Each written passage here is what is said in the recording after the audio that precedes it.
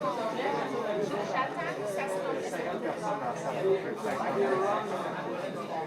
deux. Bonjour, bonjour. OK, là, c'est pour de vrai, là, cette fois-ci. Alors, j'inviterai les gens en arrière de la salle à venir s'asseoir. Vous pouvez vous asseoir aux tables, mais aussi des chaises en avant. Je me sens très seule. Je vous mordrai pas. Ben, en tout cas, aucune promesse, là, mais j'ai pas d'intention. Alors, bienvenue, puis merci d'être venu en si grand nombre. Je m'appelle Elisabeth Robertson et je vais faciliter la rencontre ce soir avec mon collègue Dominique Vézina. Bonsoir. Bonsoir. Bienvenue. Dominique Vézina et moi et notre collègue Elisabeth Doyon, on est avec une firme qui s'appelle Transfert Environnement et Société. C'est une firme qui se spécialise en participation publique. Puis moi, quand les gens me demandent ce qu'on fait, la façon la plus facile que j'ai de le décrire, c'est de dire qu'on essaie de créer des espaces où les porteurs de projets puis les communautés peuvent se parler, peuvent échanger. Donc, c'est ça qu'on va faire ici ce soir. Donc, nous, notre rôle, c'est de s'assurer que les échanges se font dans le temps prescrit, parce qu'on ne veut pas être ici toute la nuit. On s'aime bien, mais quand même, il y a des limites. S'assurer que l'information que Météo Torngat va vous partager est claire. Donc, s'il y a quelque chose qui n'est pas clair, puis qu'on n'a pas levé un drapeau pour leur poser la question, dites-le nous, dites-leur, parce qu'on veut s'assurer que tout ce qui est dit ce soir, tout le monde comprend, puis ça a de l'allure, ça fait du sens. Aussi, on va prendre en note vos préoccupations, vos commentaires. Ça, c'est grâce à Elisabeth Doyon, qui va prendre des notes ce soir. Elle va aussi rédiger le compte-rendu de la soirée, qui va être ensuite publié sur le site Internet. Et finalement, aussi, notre dernière chose qu'on est là pour faire, c'est d'assurer un suivi des éléments en suspens. Donc, si jamais il y a une question auquel vous n'avez pas la réponse encore, mais que quelqu'un ici vous dit « Mais on va vous revenir, on va s'assurer de vous revenir avec la réponse », on va s'assurer que ce soit fait puis que vous ayez des réponses à vos questions. Ça va? Donc, ça, c'est le plan. C'est ce qu'on vous propose, en tout cas. Donc, ouverture de la rencontre. Monsieur Leduc va dire quelques mots. Ensuite, on va vous parler rapidement de l'entreprise et le projet, une mise à jour sur le projet.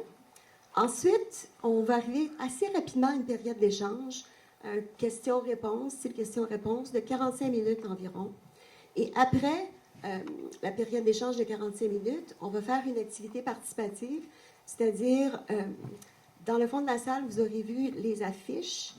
Sur ces affiches-là, c'est la liste de tous les enjeux, toutes les préoccupations, les opportunités aussi, qui sont ressorties des consultations que Météo Torngat a fait au courant de l'année dernière. Donc, soit les rencontres à Sept-Îles, soit la rencontre au quartier Ferland, les groupes de discussion, etc., etc. On a tout épluché ça, puis c'est tout sur les affiches en arrière. Puis dans l'activité, on va vous demander de valider que c'est bien ce que vous avez dit et aussi de compléter si vous voyez les enjeux qui sont importants pour vous, qui manquent, parce que ces enjeux-là vont être inclus dans l'étude d'impact sur l'environnement. Puis on va s'assurer que toutes vos préoccupations sont incluses dans cette étude-là. Puis on va aussi vous présenter une démarche de consultation, puis on va vous demander vos commentaires là-dessus aussi. Et puis c'est tout. Est-ce que ça vous va? Comme déroulement? Oui? OK. Merci, Elisabeth. Donc, rapidement, donc la période de questions, là, vous pourrez poser les questions que vous voulez. Quelques règles de fonctionnement pour assurer un bon déroulement de la rencontre. Donc, si vous avez une question, levez la main. Présentez-vous. Dominique, habitant de cette île. Je passe le micro. Posez votre question. Essayez de limiter ça à un, peut-être deux. On va voir selon le nombre de questions. Première chose. Deuxième chose, partagez le temps de parole. Effectivement, on va donner la chance au plus de participants et participantes de s'exprimer. C'est l'objectif pour ce soir. Faites-le. C'est l'opportunité de le faire. On communique bien sûr avec respect. Ça va de soi. Ça va pour tout le monde aussi. Ça va pour tout le monde. Ça va pour nous. Pour Ça va pour nos amis de Torngat. Ça va pour le caméraman. Tout le monde. Voilà. Est-ce que vous avez d'autres suggestions de règles de fonctionnement que vous souhaiteriez proposer? Oui. C'est les trois principales. Non? OK. Non? OK. Bon. Okay. C'est bon. Parfait. Tout le monde est d'accord avec ça. Je vous souhaite une bonne rencontre et on va passer la parole à M. Leduc. Merci. Est-ce qu'on m'entend? Je ne sais pas si mon micro fonctionne. On m'entend bien? On m'entend bien?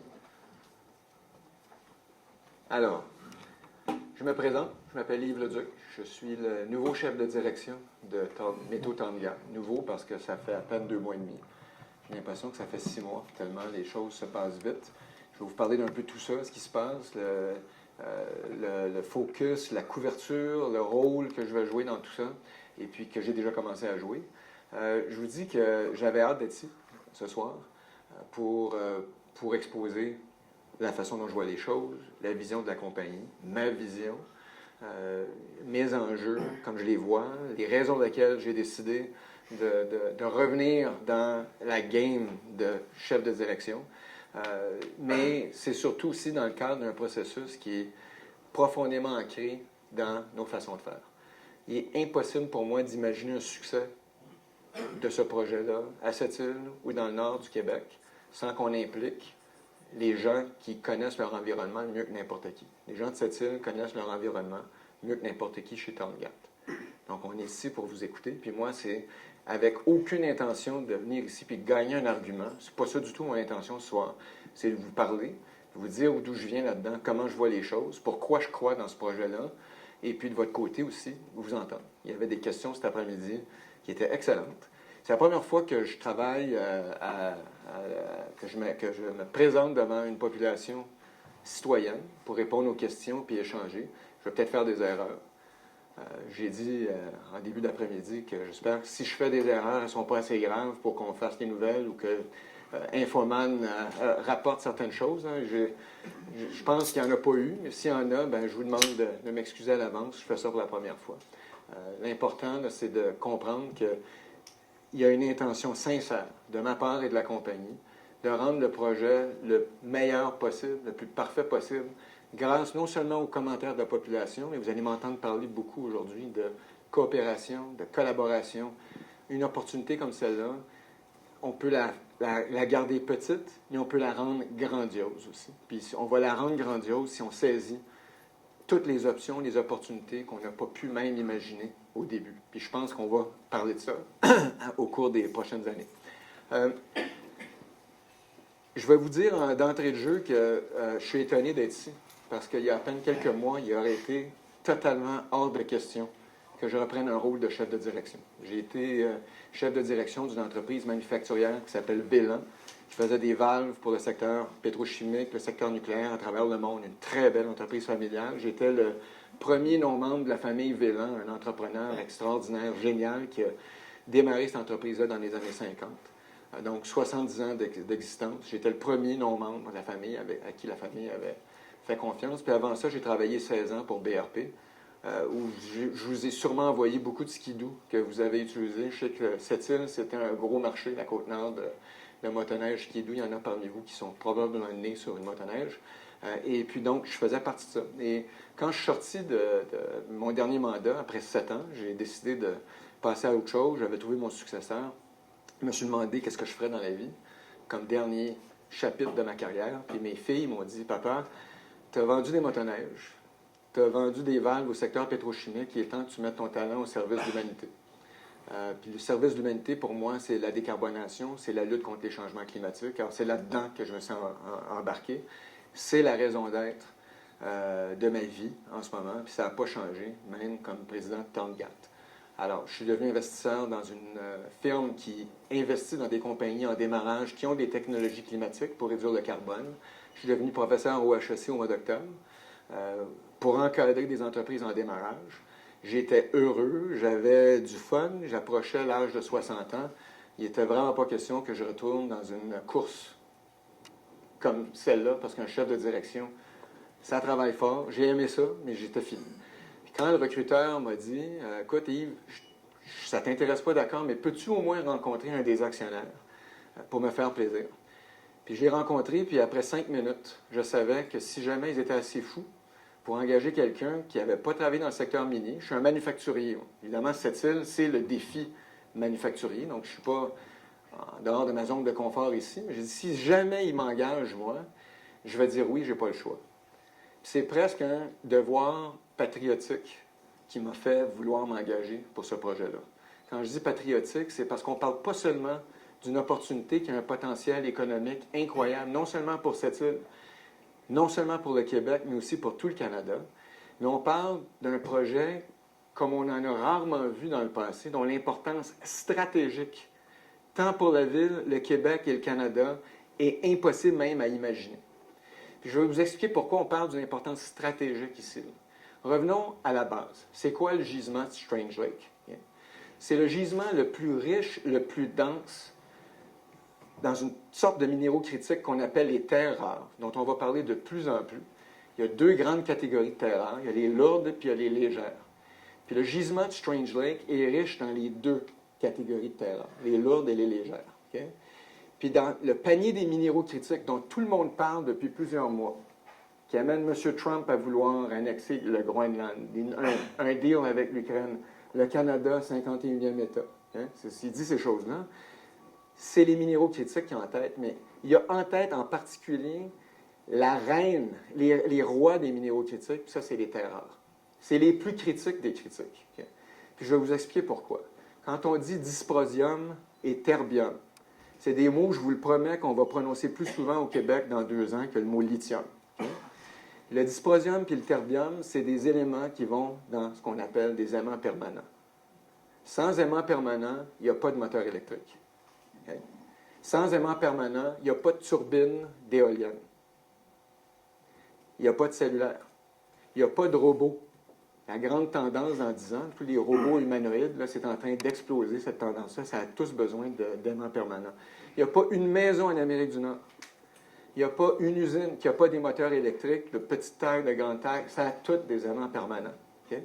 C'est une industrie qui est appelée à exploser, se multiplier par 10, par 15 au cours des prochaines années. Quand même assez petite, on parle de quelques milliards de dollars globalement, mais qui contrôle directement des trillions, au-dessus de 15 trillions de dollars d'économies combinées. Okay?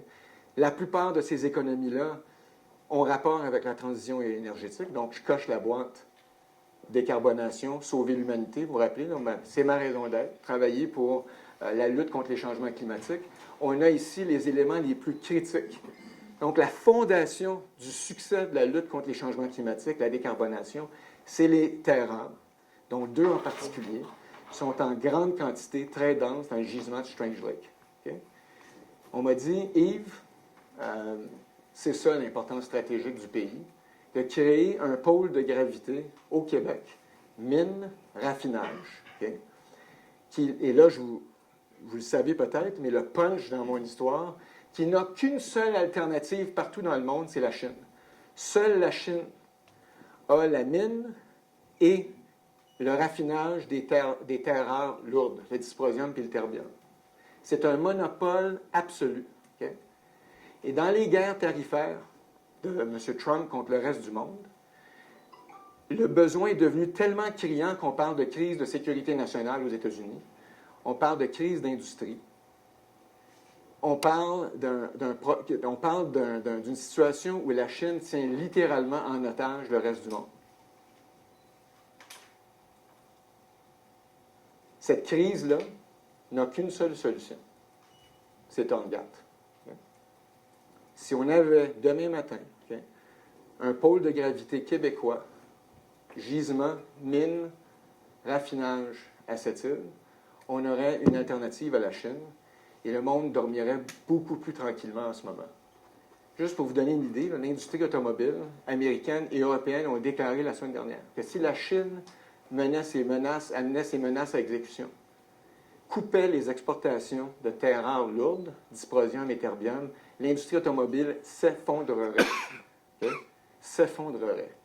Alors, on est dans une situation où dès qu'on commence à produire, à séparer des terres rares à cette île, on a un marché extraordinaire devant nous, à commencer par les États-Unis, le Canada, l'Europe, et ainsi de suite. Là, vous commencez à comprendre pourquoi je parle d'un devoir patriotique. C'est le mandat le plus exceptionnel que je peux imaginer. Puis c'est, comme me l'a déclaré un des actionnaires de Tongaat, qui est un Canadien, celui qui a découvert l'opportunité il y a quelques années. Il m'a dit, Yves, c'est la plus grande opportunité de l'histoire du Canada. Je trouve que tu exagères un peu. C'est la plus grande opportunité de l'histoire du Canada. Jamais est-ce qu'on va rencontrer dans les 100 prochaines années une opportunité de créer une toute nouvelle industrie ici, en partenariat avec les communautés, avec d'autres provinces comme Terre-Neuve, par exemple, qui aura non seulement un potentiel inouï d'expansion économique, de création d'emplois, direct, indirect et re-indirect, créant des opportunités exceptionnelles, mais en plus, qui va doter le Canada et le Québec d'atouts extraordinaires sur la scène géopolitique. Imaginez en ce moment comment M. Carney, sachant qui on est, parce qu'on lui a parlé, okay, voit les négociations commerciales avec les États-Unis. Tu veux aussi tes tarifs, Donald? Nous, on a les terres rares. Okay? C'est exactement ce qui va se passer. Puis quand soudainement une ville comme cette île est appelée à devenir un centre d'attention du reste du monde, les opportunités qu'on peut commencer à imaginer, on ne sera pas capable de toutes les imaginer. Elles vont venir avec le temps. Puis pour moi, ce projet-là, qui est gros comme ça, peut devenir gros comme ça si on travaille ensemble. J'en arrive à la partie la plus importante pour moi de mon mot d'ouverture. Okay? Je vous rappelle ce que mes filles m'ont dit. C'est papa, il faut que tu mettes ton talent au service d'essayer de sauver l'humanité. Okay? Mes filles sont des idéalistes. Je n'ai pas voulu les décevoir, fait que j'ai décidé d'aller dans les technologies vertes, réduire le carbone.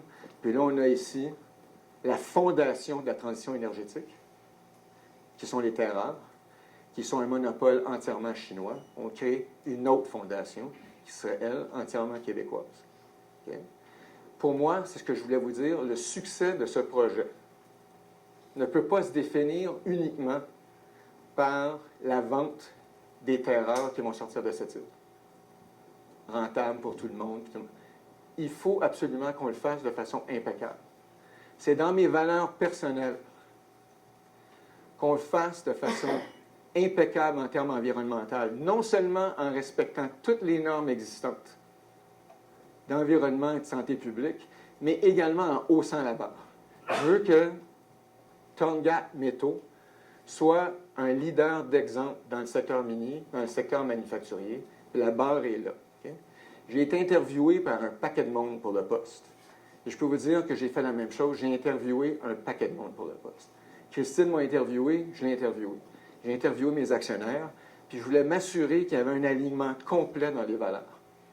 Puis tout le monde est d'accord que notre succès ne peut pas être uniquement construire une usine, construire une route à travers le Labrador, une usine de séparation à cette île, puis vendre des oxydes de terre rare à des clients qui sont là, qui nous attendent déjà, avec qui on est déjà en discussion. Il faut qu'on le fasse de façon impeccable. C'est pour ça que je suis ici pour vous écouter. Il y a déjà eu des changements suite aux commentaires qui ont été faits par la population. Le plus important, puis je vous le donne en... Vous m'avez peut-être entendu à la radio ce matin, là, vous m'avez peut-être déjà lu, mais c'est qu'il est fort peu probable qu'on fasse ça au Parc Vigneault. Je n'ai pas le droit de dire certain, là, parce que je n'ai pas encore une approbation finale de mon conseil d'administration, mais je les ai préparés. Quand on va avoir fait le travail d'analyser la terre que Louis Gravel, Société ferroviaire portuaire de Pointe-Noire, nous a suggéré de regarder, okay, il est fort probable que je vais recommander Pointe-Noire comme site. Je sais qu'on adresse beaucoup des enjeux qui ont été soulevés au cours des consultations précédentes. C'est juste un exemple parmi d'autres, vous allez en entendre d'autres, qui montrent qu'on est prêt à s'ajuster, puis qui sont fondés dans notre conviction qu'on ne peut avoir du succès que si on vous écoute, puis si on vous implique dans le projet.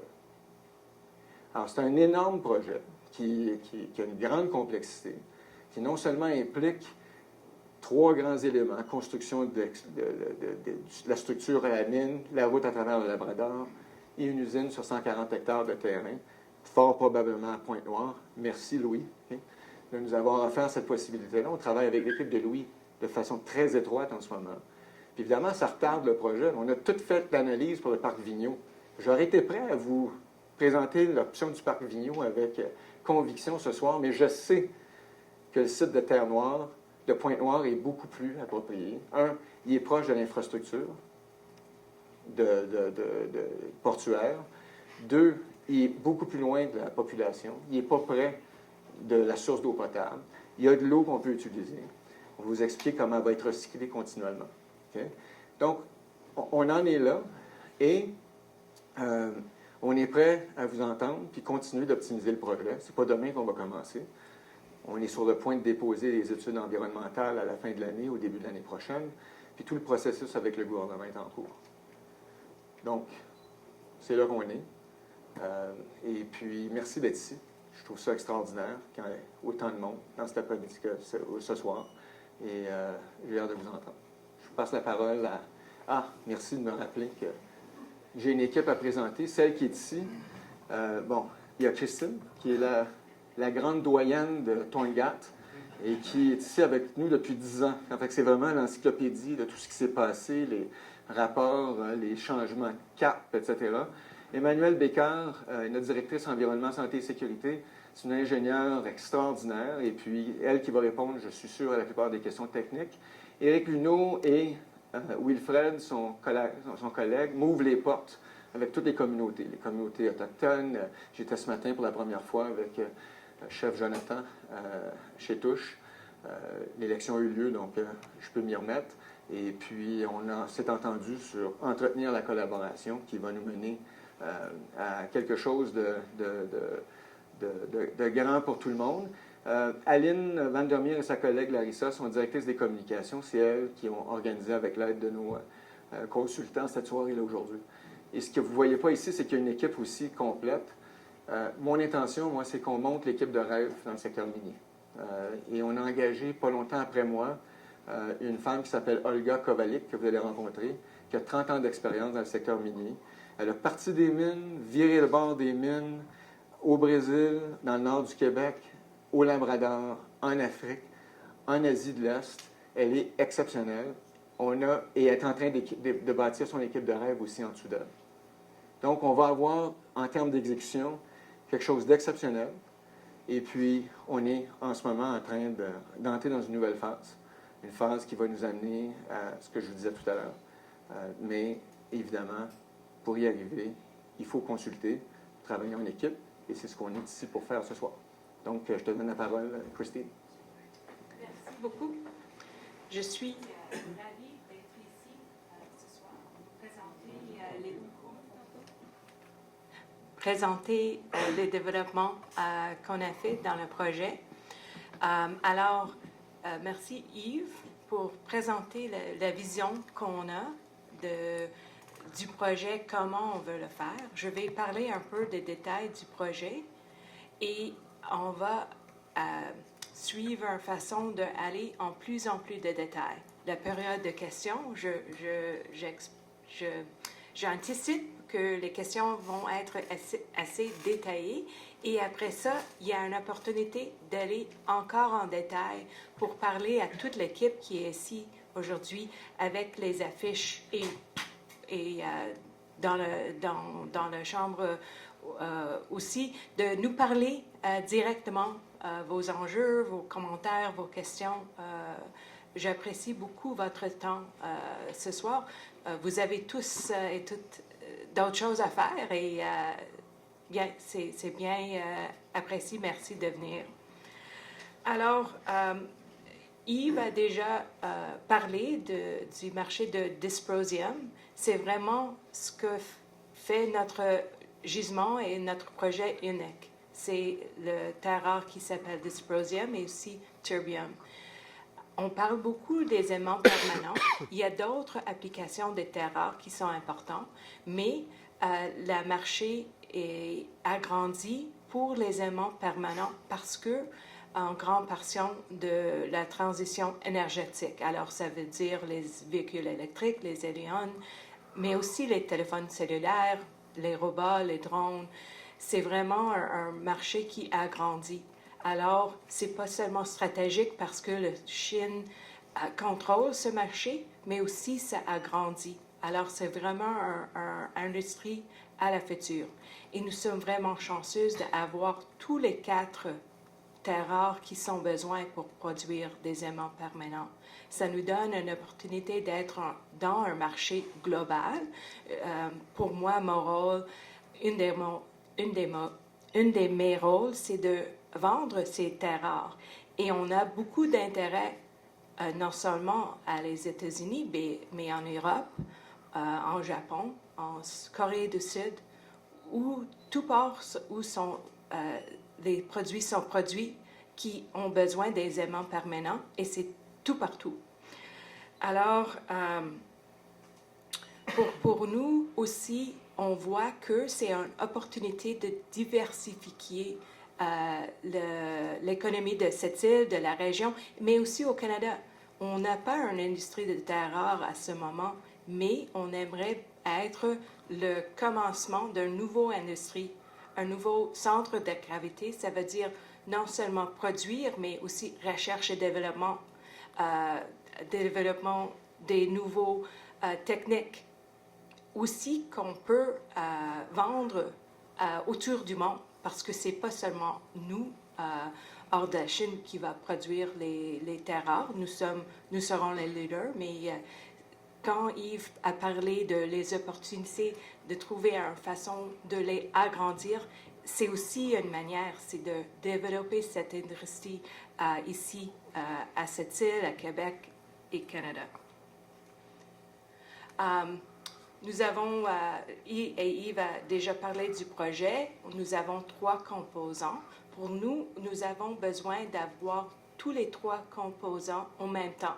Alors, nous travaillons avec effort les études de l'environnement, l'ingénierie, la communication avec toutes les communautés qui vont être impactées dans notre projet et qu'on veut faire des partenariats avec. Alors, premièrement, bien sûr, c'est le site minier au nord, au Nunavik, et il y aurait une usine de concentration là, et après ça, on va avoir les terres rares en forme de concentré qu'on va mettre en conteneur et transporter à la côte de Labrador et par bateau venir ici, on espère, à cette île, pour prendre ces conteneurs et faire leur procédure de raffinage et séparation des terres rares. Alors, pour donner un peu de détails sur l'usine qu'on propose de construire ici et les développements. Premièrement, sur ces 140 hectares qu'on prévoit pour notre installation à cette île, c'est d'avoir un zone de stockage pour le concentré qui vient de la nord. C'est aussi, bien sûr, les procédés qu'on a besoin de transformer la concentration à un produit final on va vendre dans le marché. C'est les produits séparés de terres rares à haute purité en forme d'oxyde. C'est le produit que les producteurs des aimants permanents ont besoin. Et aussi, on va avoir des traitements des eaux, on va avoir un stockage des résidus et aussi des bâtiments administratifs. Je voulais parler un peu des caractéristiques de ce complexe qu'on va avoir. Premièrement, oui, notre procédé utilise de l'eau. Et grâce et merci beaucoup à tout le monde qui a nous donné les commentaires de les derniers mois, de la dernière année, qu'on voit qu'un rejet d'eau de procédure, ça donne des enjeux. Alors, Sylvie, l'équipe d'environnement avec l'équipe d'ingénierie ont regardé c'est quoi qui est possible.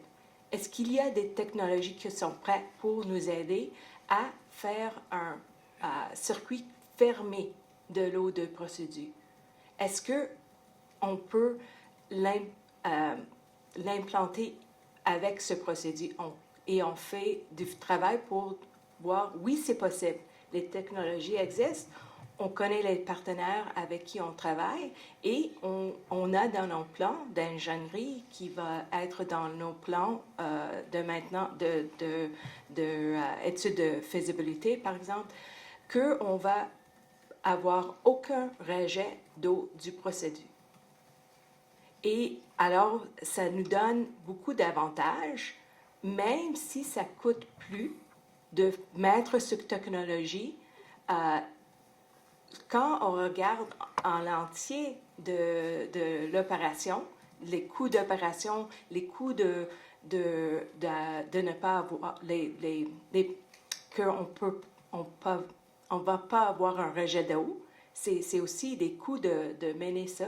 Alors, si on regarde en complet, c'est pas un coût seulement, c'est actuellement un investissement pour nous de faire un circuit fermé pour l'eau usée.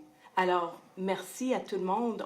Nous sommes en écoute toujours et ça a amélioré notre projet. Et aussi, on comprend qu'il y a des enjeux avec l'air et être certain que rien n'échappe de la site. Alors, on met dans nos plans d'avoir la purification de l'air avec les plus hauts niveaux, avec les plus bonnes technologies. Je dirais quelques mots ici de notre parc à résidus secs. On a parlé déjà beaucoup qu'on va avoir des résidus secs. Souvent, dans l'industrie minière, il y a des résidus liquides et il y a vraiment des enjeux avec ça. On ne voulait pas ça. Et ce n'est pas seulement assez d'avoir les résidus secs, mais c'est de le mener comme d'être certain que c'est totalement sécuritaire, que rien ne peut échapper. Non la poussière, non l'infiltration de l'eau dans les résidus. Et on a développé et on continue à améliorer comment est-ce qu'on va gérer ça, de ne pas avoir des achats du parc à résidus. Et bien sûr, Emmanuel, Sylvie et l'équipe, on aimerait parler en plus de détails de ça avec vous. On va avoir un investissement ici pour construire toutes ces choses de à peu près 760 millions de dollars. Alors, c'est beaucoup. Et on a besoin de beaucoup de fournisseurs pour nous aider à construire ça. Et on aimerait avoir des fournisseurs locaux.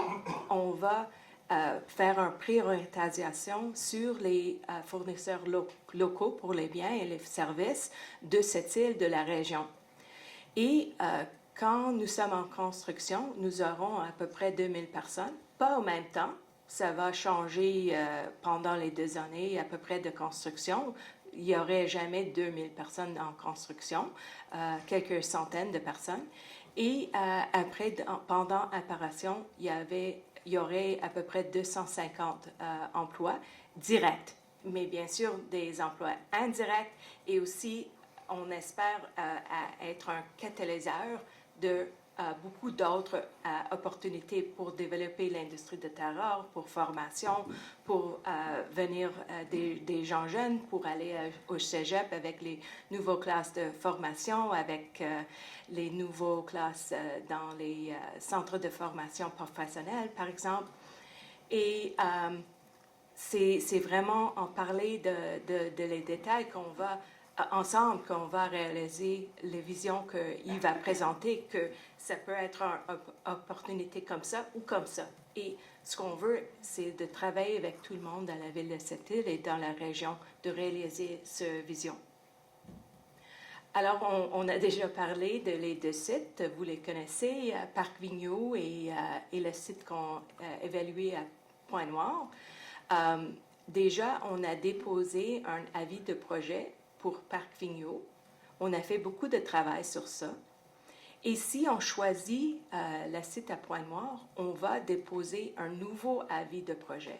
Alors, vous le verrez dans les journaux quand ça sera fait.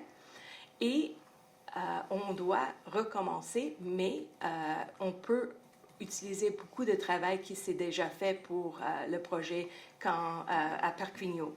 Et on a parlé déjà avec le ministère de l'Environnement, qu'il connaît que probablement on va déposer un nouveau avis et comment ils peuvent travailler avec nous pour ne pas perdre trop de temps. On va être retardé un peu, mais on veut travailler avec eux et vous pour aller pas sauter les étapes, mais de ne pas perdre plus de temps dans la bureaucratie, par exemple. Oui. Alors, ici, le calendrier provisoire. Ici, on montre si c'est point noir. Comme il disait, ce n'est pas finalisé, mais par exemple, ici, si c'est point noir, on doit continuer, bien sûr, à consulter avec vous et le public. On est presque fini avec l'étude de préfaisabilité. On a déjà commencé à travailler sur l'étude de faisabilité. Nous sommes bien sûr en train de développer l'étude d'impact.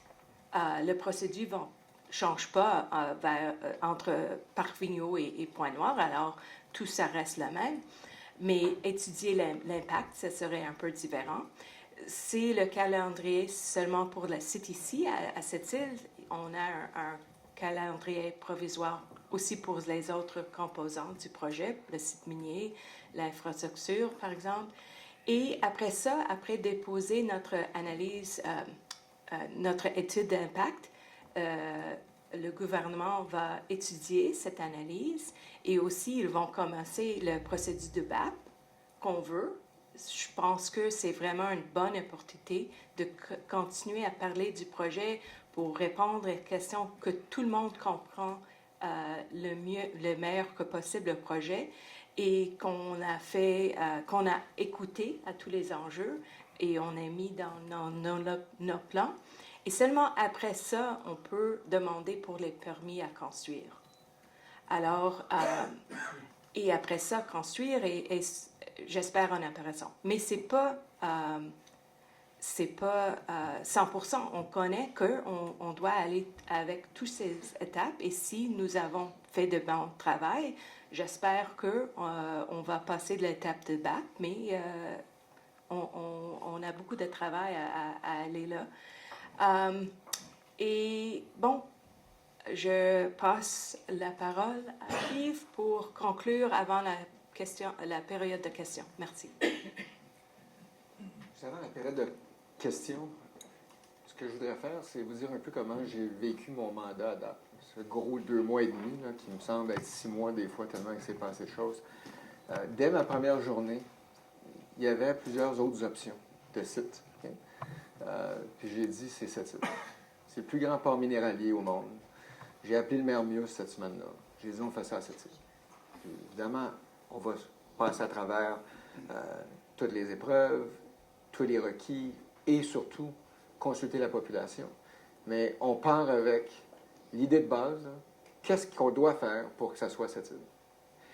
Une chose qui m'a étonné quand j'ai commencé, c'est que le niveau de passion autour de ce projet-là était beaucoup plus élevé aux États-Unis.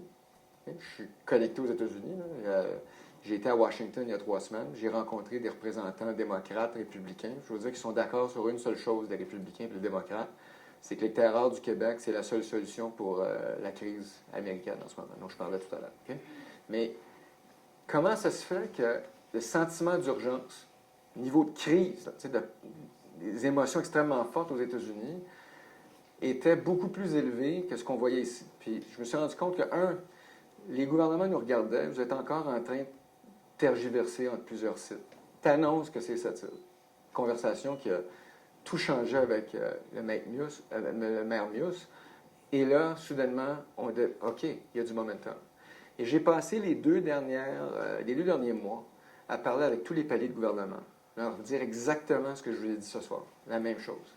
Et je vous jure qu'en ce moment, autant c'est une crise d'ampleur incroyable aux États-Unis, autant on réalise ici avec la même passion, le même sentiment de devoir de citoyen qui m'a amené à prendre le rôle, cette opportunité ici au Canada, dans les 2 paliers de gouvernement.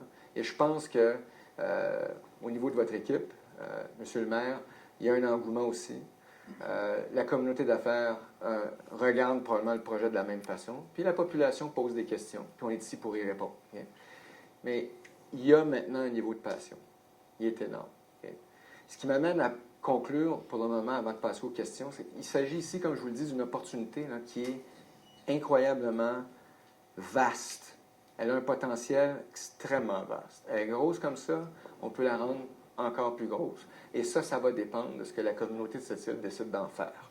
Okay? Puis, Il n'y a pas d'opportunité, quelle qu'elle soit, grande, petite, moyenne, qui vienne sans coût, sans risque, sans impact. Ça n'existe pas. OK? Le monde a changé parce qu'il y a des gens qui ont compris le risque, qui ont décidé de l'assumer, de le minimiser, tout en cherchant comment l'opportunité peut être encore plus grande. C'est ça qui doit se passer ici. Le projet est extrêmement bien financé, va l'être de plus en plus. Je suis en train de monter du capital québécois pour le rendre encore plus mobilisant. OK? Là, il s'agit d'exécuter. Puis le projet peut être le projet Torngat qui s'implique à cette île. Mais on n'a pas la moindre idée de ce qui peut arriver quand soudainement, on devient le centre d'attention du monde entier. OK? Ça crée d'autres opportunités. Puis je vais vous en donner un exemple avant de passer à ce que je vous propose à la prochaine page. C'est que ce que j'ai dit au gouvernement québécois, j'ai dit, si j'étais vous, OK? Si j'étais vous, avec l'exploitation minière à Strange Lake, le raffinage à cette île, la seule combinaison mine-raffinage au monde en terres rares lourdes ailleurs que la Chine, vous devriez penser à attirer des producteurs d'aimants permanents.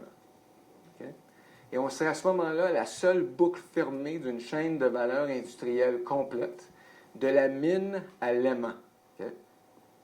Et puis je vous dis qu'en coulisses, là, le gouvernement est en train de penser faire. Quand je vous dis qu'une opportunité de cet intérêt-là, de cette ampleur-là, en attire d'autres, on va commencer à imaginer qu'est-ce qu'on fait ici. On va avoir besoin de logements, c'est sûr. C'est un coût ou un investissement, ça? C'est un investissement, c'est pas un coût. C'est un investissement. On fait croître la communauté. OK? Qu'est-ce qu'on va faire avec les garderies? C'est un investissement. La culture, l'art, comment on attire des créateurs, des artistes pour créer une vibration là, extraordinaire dans la communauté parce qu'on va attirer du monde de l'extérieur. Le travail avec le cégep et à l'école de formation de Itum.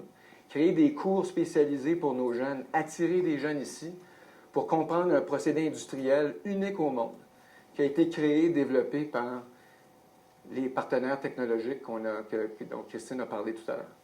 C'est ça dont on parle ici. Fait que moi, ce que je veux faire aujourd'hui avec vous, c'est démarrer quelque chose. Okay? Puis, ce qu'on va faire cet été, avec l'aide de nos consultants, c'est de réaliser un diagnostic des besoins de la communauté. Là, je vais mettre mon chapeau de PDG. Là.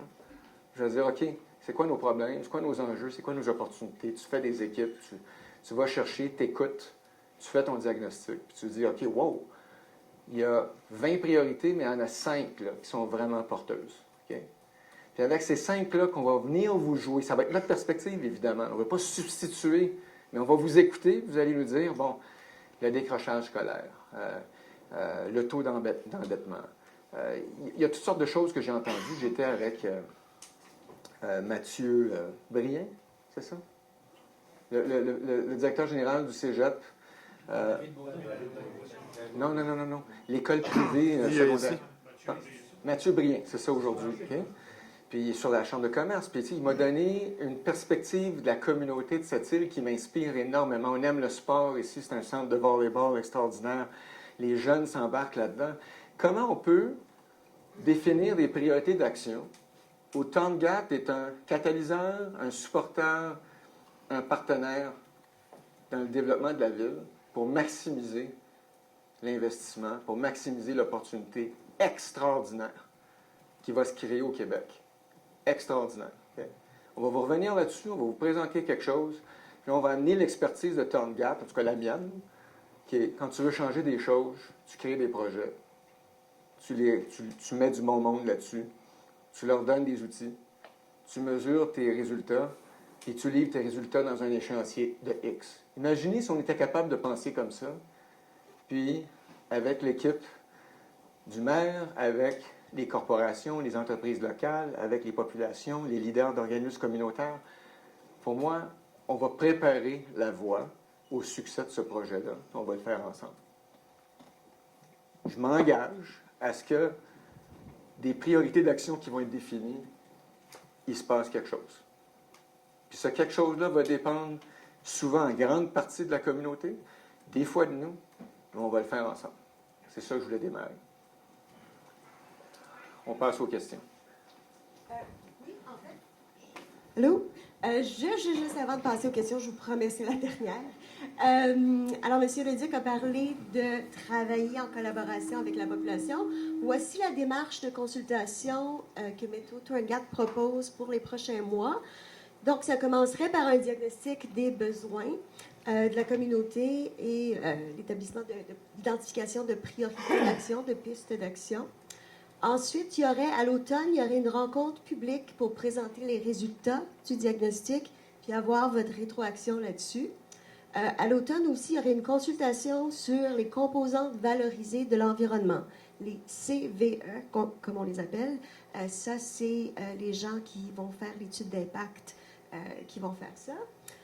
Ensuite, il y aurait, juste avant le dépôt de l'étude d'impact, qui est prévu pour février-mars, je pense, juste avant ça, il y aurait la présentation des résultats de l'étude d'impact sur l'environnement pour encore avoir votre rétroaction, voir s'il y a quelque chose qui a été manqué, puis enfin répondre à des questions que vous posez puis que vous avez. Là, il devrait y avoir plus de réponses là-dedans. Puis bien sûr, le BAP va arriver à un moment donné.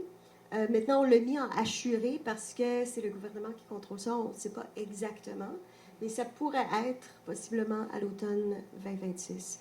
Là, c'est la période des questions. Donc, Dominique et moi, on va se promener avec... Vous êtes le premier. On va se promener avec nos micros. Il est rapide, là, monsieur. On va se promener avec nos micros. Vous avez juste à lever la main, puis on va venir vous voir. Alors, monsieur, il était rapide. Une question. Bonjour, mon nom est Daniel Guéraud. Dans le fond, vous avez parlé d'un nouveau procédé. Vous avez parlé des choses qui n'existent presque pas dans le monde, à part en Chine. Ce qui veut dire que si ça arrive, ben, le travail et les choses qu'il va avoir fait, ben, il n'y a pas de monde qui est formé pour. Est-ce que vous avez commencé à avoir des discussions? Vous avez parlé un petit peu du cégep, avoir des discussions avec le cégep pour monter une genre de cohorte de formation qui pourrait commencer à se préparer en même temps que le procédé va avancer, puis qu'il y aurait un suivi pour qu'il y ait des gens prêts au moment que si ça avance, ben qu'on ne retarde pas de 2 ans pour avoir du personnel formé. Ça va faire partie des choses qu'on commence immédiatement. Puis on a 3 à 4 ans pour le faire. J'ai rencontré à 2 reprises David, c'est ça, du cégep, puis il est ultra motivé. Il voit l'occasion. Puis moi, je ne pense pas qu'on puisse réussir sans amener l'éducation là-dedans. La formation, training, l'enseignement des compétences, le développement des compétences, ça fait partie de ce qu'on fait. Maintenant, juste une chose que vous avez dite, peux-tu préciser en quoi ce qu'on va faire à cette île est vraiment nouveau? Je pense qu'il y a une base, hein, puis c'est pas quelque chose qu'on invente à partir de rien, mais on développe à partir de connaissances existantes, de pratiques existantes. Et ça n'a rien à voir avec ce qui se passe en Chine. La Chine ne nous a pas du tout inspirés dans la façon de concevoir, planifier l'usine de séparation à cette île. Christine? Oui, merci. Alors, même si la Chine a retiré toute l'industrie de terreur chez lui, ils n'ont pas accompli à tout avoir. Il y a encore de l'expertise hors de la Chine. Nous sommes vraiment chanceuses d'avoir des partenariats avec des compagnies qui ont cette expertise. Pour nous, c'est la façon de travailler, c'est toujours en partenariat.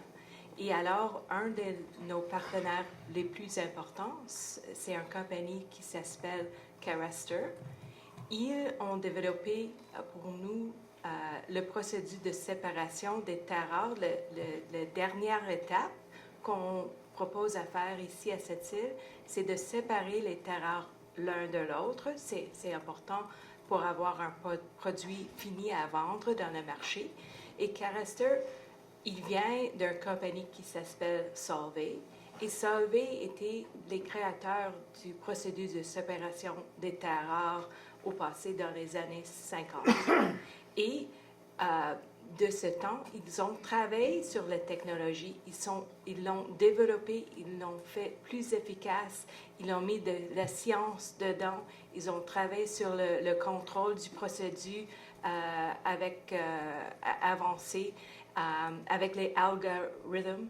Alors, ils ont développé actuellement de nouvelles technologies et sauté ce que la Chine fait. Ils sont nos partenaires. Pas seulement on va travailler avec eux sur le design, mais aussi sur la formation. Ils ont une équipe d'ingénieurs de 50 personnes en France. Ils agrandissent leur équipe aussi et ils vont former nos personnes aussi. Et on va avoir des échanges de personnes de France, de leur équipe avec notre équipe. Alors, on va bien sûr utiliser nos autres partenaires aussi avec les technologies qu'on utilise. On amène les technologies, par exemple, qui sont utilisées au port dans les procédures du minéraux, dans cuivre ou nickel ou d'autres minéraux, mais on les utilise ici avec les terres rares. Alors, on doit développer le procédé pour comprendre à faire ça, mais ce n'est pas tout seul qu'on le fait. On fait avec les experts mondiaux dans ces technologies. Merci. Est-ce que ça répond à votre question, monsieur? Oui, ça Oui. Je pense qu'on avait une question du côté du monsieur ici. Je vous passe le micro. Jacques Gélineau. On a étudié un petit peu votre projet, puis on a regardé dans l'ensemble aux dernières présentations, on avait beaucoup plus de détails. On n'a pas eu beaucoup de détails dans cette présentation-ci, notamment l'emplacement, le nouvel emplacement choisi, de quelle façon on va disposer des résidus. Là, je vais remarquer, je ne sais pas si vous avez remarqué ça, mais on est juste au-dessus de la peine de Chaclay. Il y a un projet qui a été proposé par quelqu'un qui travaille au ministère de l'Environnement, parce que c'est un site écologique d'intérêt où on trouve le râle jaune puis plusieurs espèces en transition, surtout à l'automne et au printemps. C'est un milieu humide. Les milieux humides sont largement handicapés par les décennies qui suivent. Presque 95% de toutes les terres humides ont disparu. Donc, votre commentaire, M. Leduc, je trouve ça intéressant de la façon que vous amenez ça. Vous avez une fibre patriotique. Par contre, je vais être obligé de péter votre bulle, parce que franchement, si on pense s'en aller vers une transition énergétique, c'est sûrement pas le bon choix. On parle d'une usine qui va s'implanter dans le Nunavik, où il n'y a pas de ligne de transport d'énergie, où on devra éventuellement construire un groupe électrogène qui va faire augmenter significativement les gaz à effet de serre de l'atmosphère. On parle d'un des plus gros contributeurs de gaz à effet de serre, selon vos études préliminaires. 422 000 tonnes annuellement, 12,8 millions de tonnes au bout de 30 ans. Or, vous savez, on peut bien évoquer la nouvelle technologie, les besoins de tout ce qui s'en vient. Ça, c'est un monde qu'on n'a pas choisi, ça. Et je pense que la nature est en train de nous donner un réveil brutal. Parce qu'en ce moment au moment où on se parle, l'Ouest canadien est en train de brûler. Ici, à cette île, l'année dernière, puis il y a 2 ans, à Port-Cartier, ou l'inverse, on a évacué des gens, ou failli évacuer des gens, parce que le Québec brûle de plus en plus. D'ailleurs, le GIEC fait état, justement, de toutes ces forêts à travers le monde qui vont brûler. Et toutes ces nouvelles technologies-là, je comprends, quand tu es une personne d'affaires, tu vois des opportunités d'affaires. Donc, ce n'est pas une opportunité de changement technologique associé au changement climatique, c'est plutôt une opportunité d'affaires que vous présentez ce soir. Et je pense que la filière batterie a du plomb dans l'aile, un peu partout dans le monde. On est en train de penser même que l'hydrogène va probablement remplacer c'est ce que vous dites, là, mais on verra. Pour l'instant, Norvolt, puis tous les exemples qu'on a ici, c'est en train d'être plombé. Et je ne crois pas, moi, avec le bilan carbone de ce type d'entreprise-là, qu'éventuellement, ça va remplacer définitivement la partie pétrolière. Je pense qu'il va falloir se tourner vers d'autres solutions, beaucoup moins énergivores, beaucoup moins aussi axées sur la consommation, parce que là, on parle de consommation. Vous étiez rendu tantôt avec des robots. Vous avez raison. Il y a des avancées technologiques qui nous amènent avec des robots, de l'automatisation même des maisons, des magasins rayons dans la grande industrie. Les véhicules automobiles, on comprend que maintenant, c'est pratiquement des déchets électroniques. Hein? On comprend ça, mais ça, je pense qu'éventuellement, Il va falloir prendre un temps d'arrêt puis réfléchir justement à l'empreinte qu'on laisse dans le monde, à la destruction des habitats qu'on est en train d'opérer. Puis je pense que... Donc, ma question, c'était ça. C'était la plaine de Chiclée. Et aussi, est-ce qu'on peut voir les détails de tout ce que vous allez éventuellement épandre? Merci.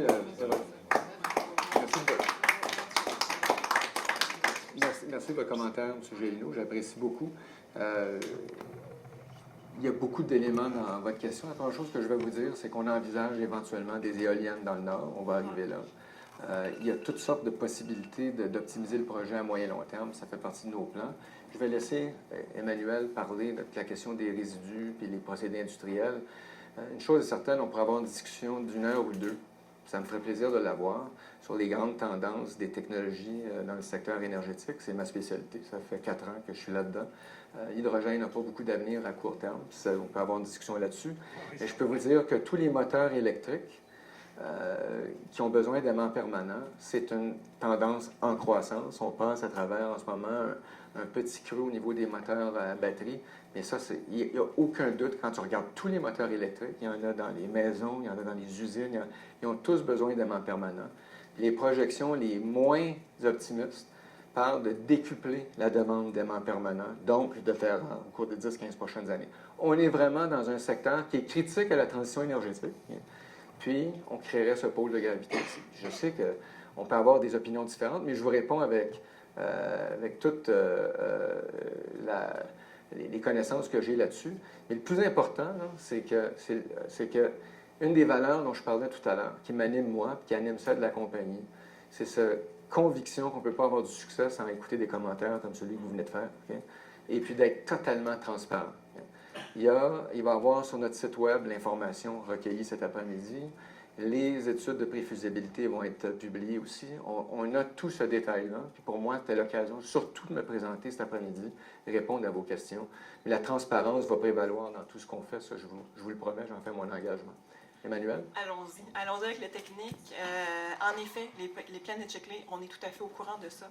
Malheureusement, il n'y a pas de solution parfaite. Donc, chaque emplacement a des côtés positifs et négatifs. Mais quand même, au niveau de ce nouveau site, ça répond vraiment pleinement à nos besoins techniques au niveau de l'ingénierie, puis aussi au niveau des préoccupations. On vous a écouté, puis je pense que ça répond à beaucoup de vos préoccupations.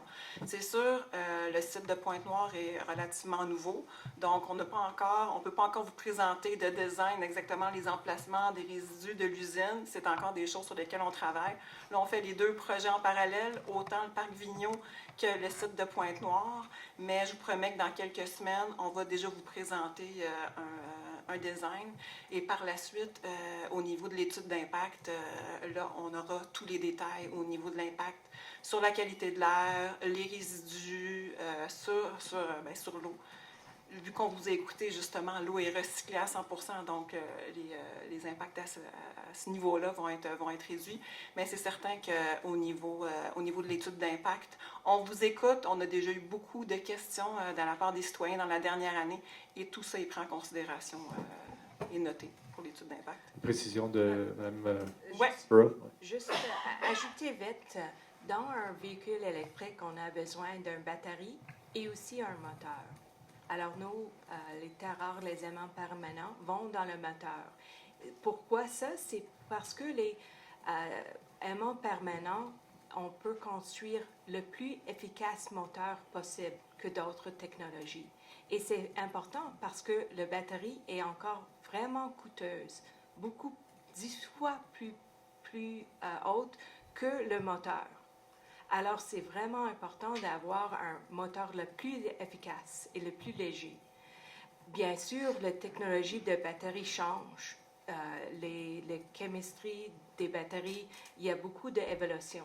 Mais quand on regarde les aimants permanents et le moteur électrique, cette technologie est vraiment bien développée. Ce sont les moteurs les plus efficaces et c'est aussi important dans d'autres applications.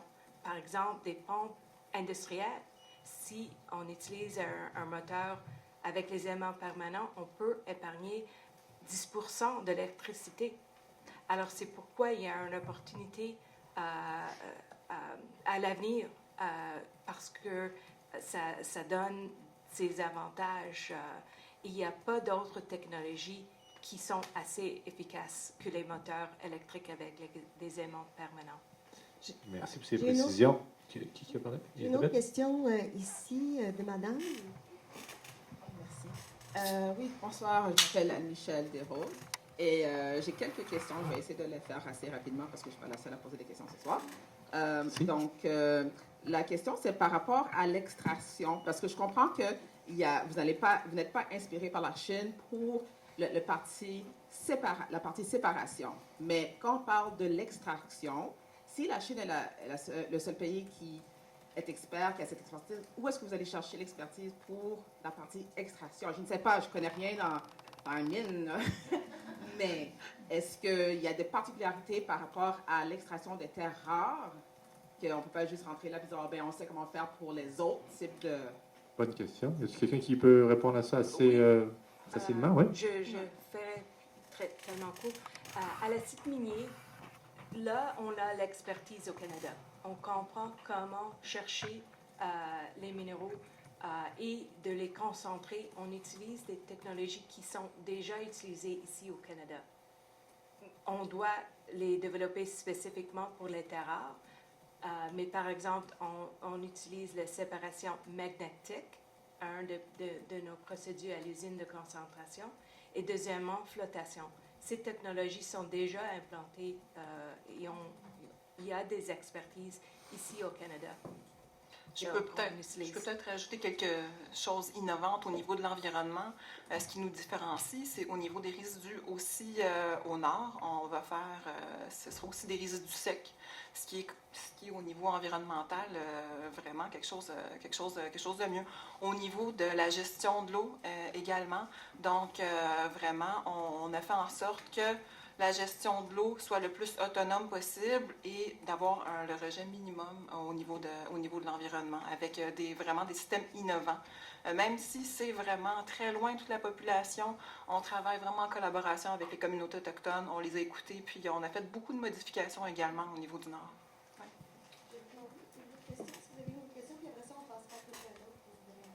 Merci. Je sais que vous avez parlé de comment, au niveau de l'environnement, puis le respect de l'environnement et tout, c'est comme exceptionnel. Vous voulez vraiment être comme des leaders là-dedans, puis je respecte ça. Mais ma question, c'est, est-ce qu'on parle du développement durable ou est-ce que vous regardez aussi dans le développement régénératif? Donc, on ne parle pas juste de garder comme la ligne à zéro, mais de renverser l'effet au point de donner plus que ce qu'on retire.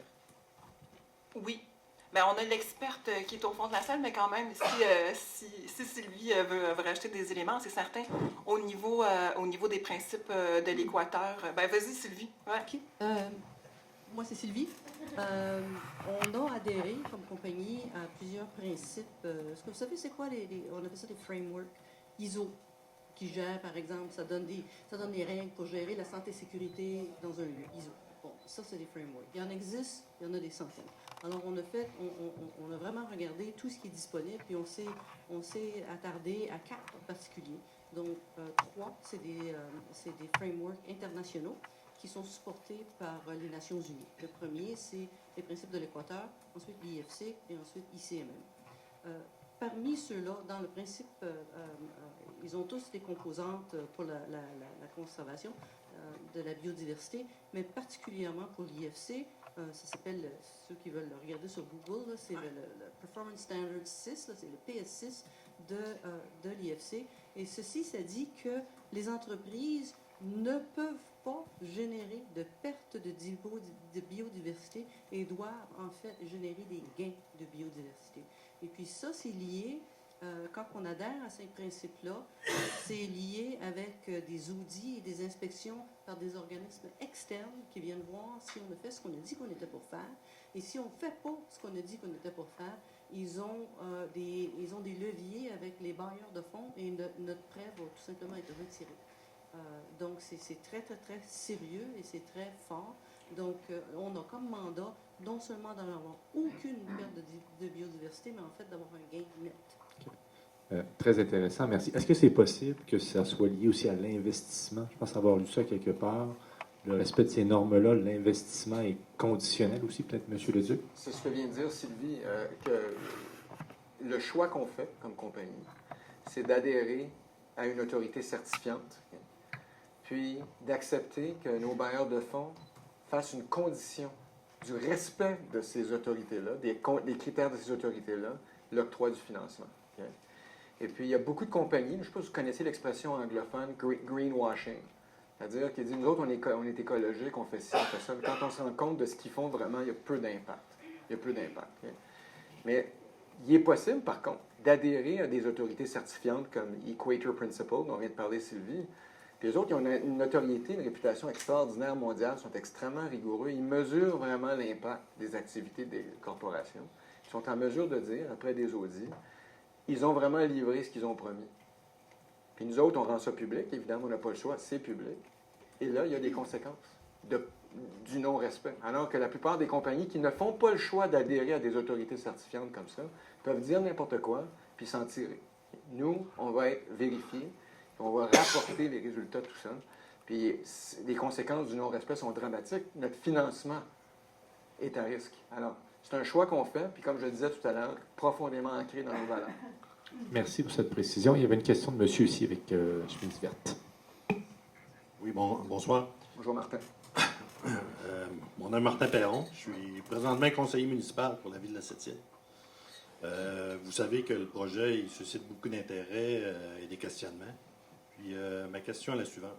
De façon concrète, comment la population va pouvoir suivre l'évolution du projet et d'être informée des décisions importantes dans le futur? Tu veux parler, Christine? Ou, Ce serait pour M. Luneau ou Mme... Nous allons continuer à faire des sessions comme ça et aussi trouver d'autres façons pour communiquer. Nous sommes en train de développer un plan détaillé de communication. Ça inclut aussi d'avoir un bureau ici à Sept-Îles. Nous, l'équipe, serons plus en plus souvent ici, mais aussi on a un plan d'avoir des employés ici à Sept-Îles. Ça va faire aussi partie de rassurer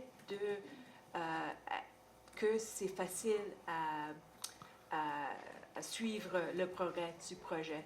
Mais j'ai pas tous les détails comment on va faire exactement quand vous recevrez un newsletter ou la prochaine session. Mais le but qu'on a, c'est qu'il y a des communications régulières, c'est facile à nous contacter et c'est quelque chose qu'on va parler pendant les prochains mois.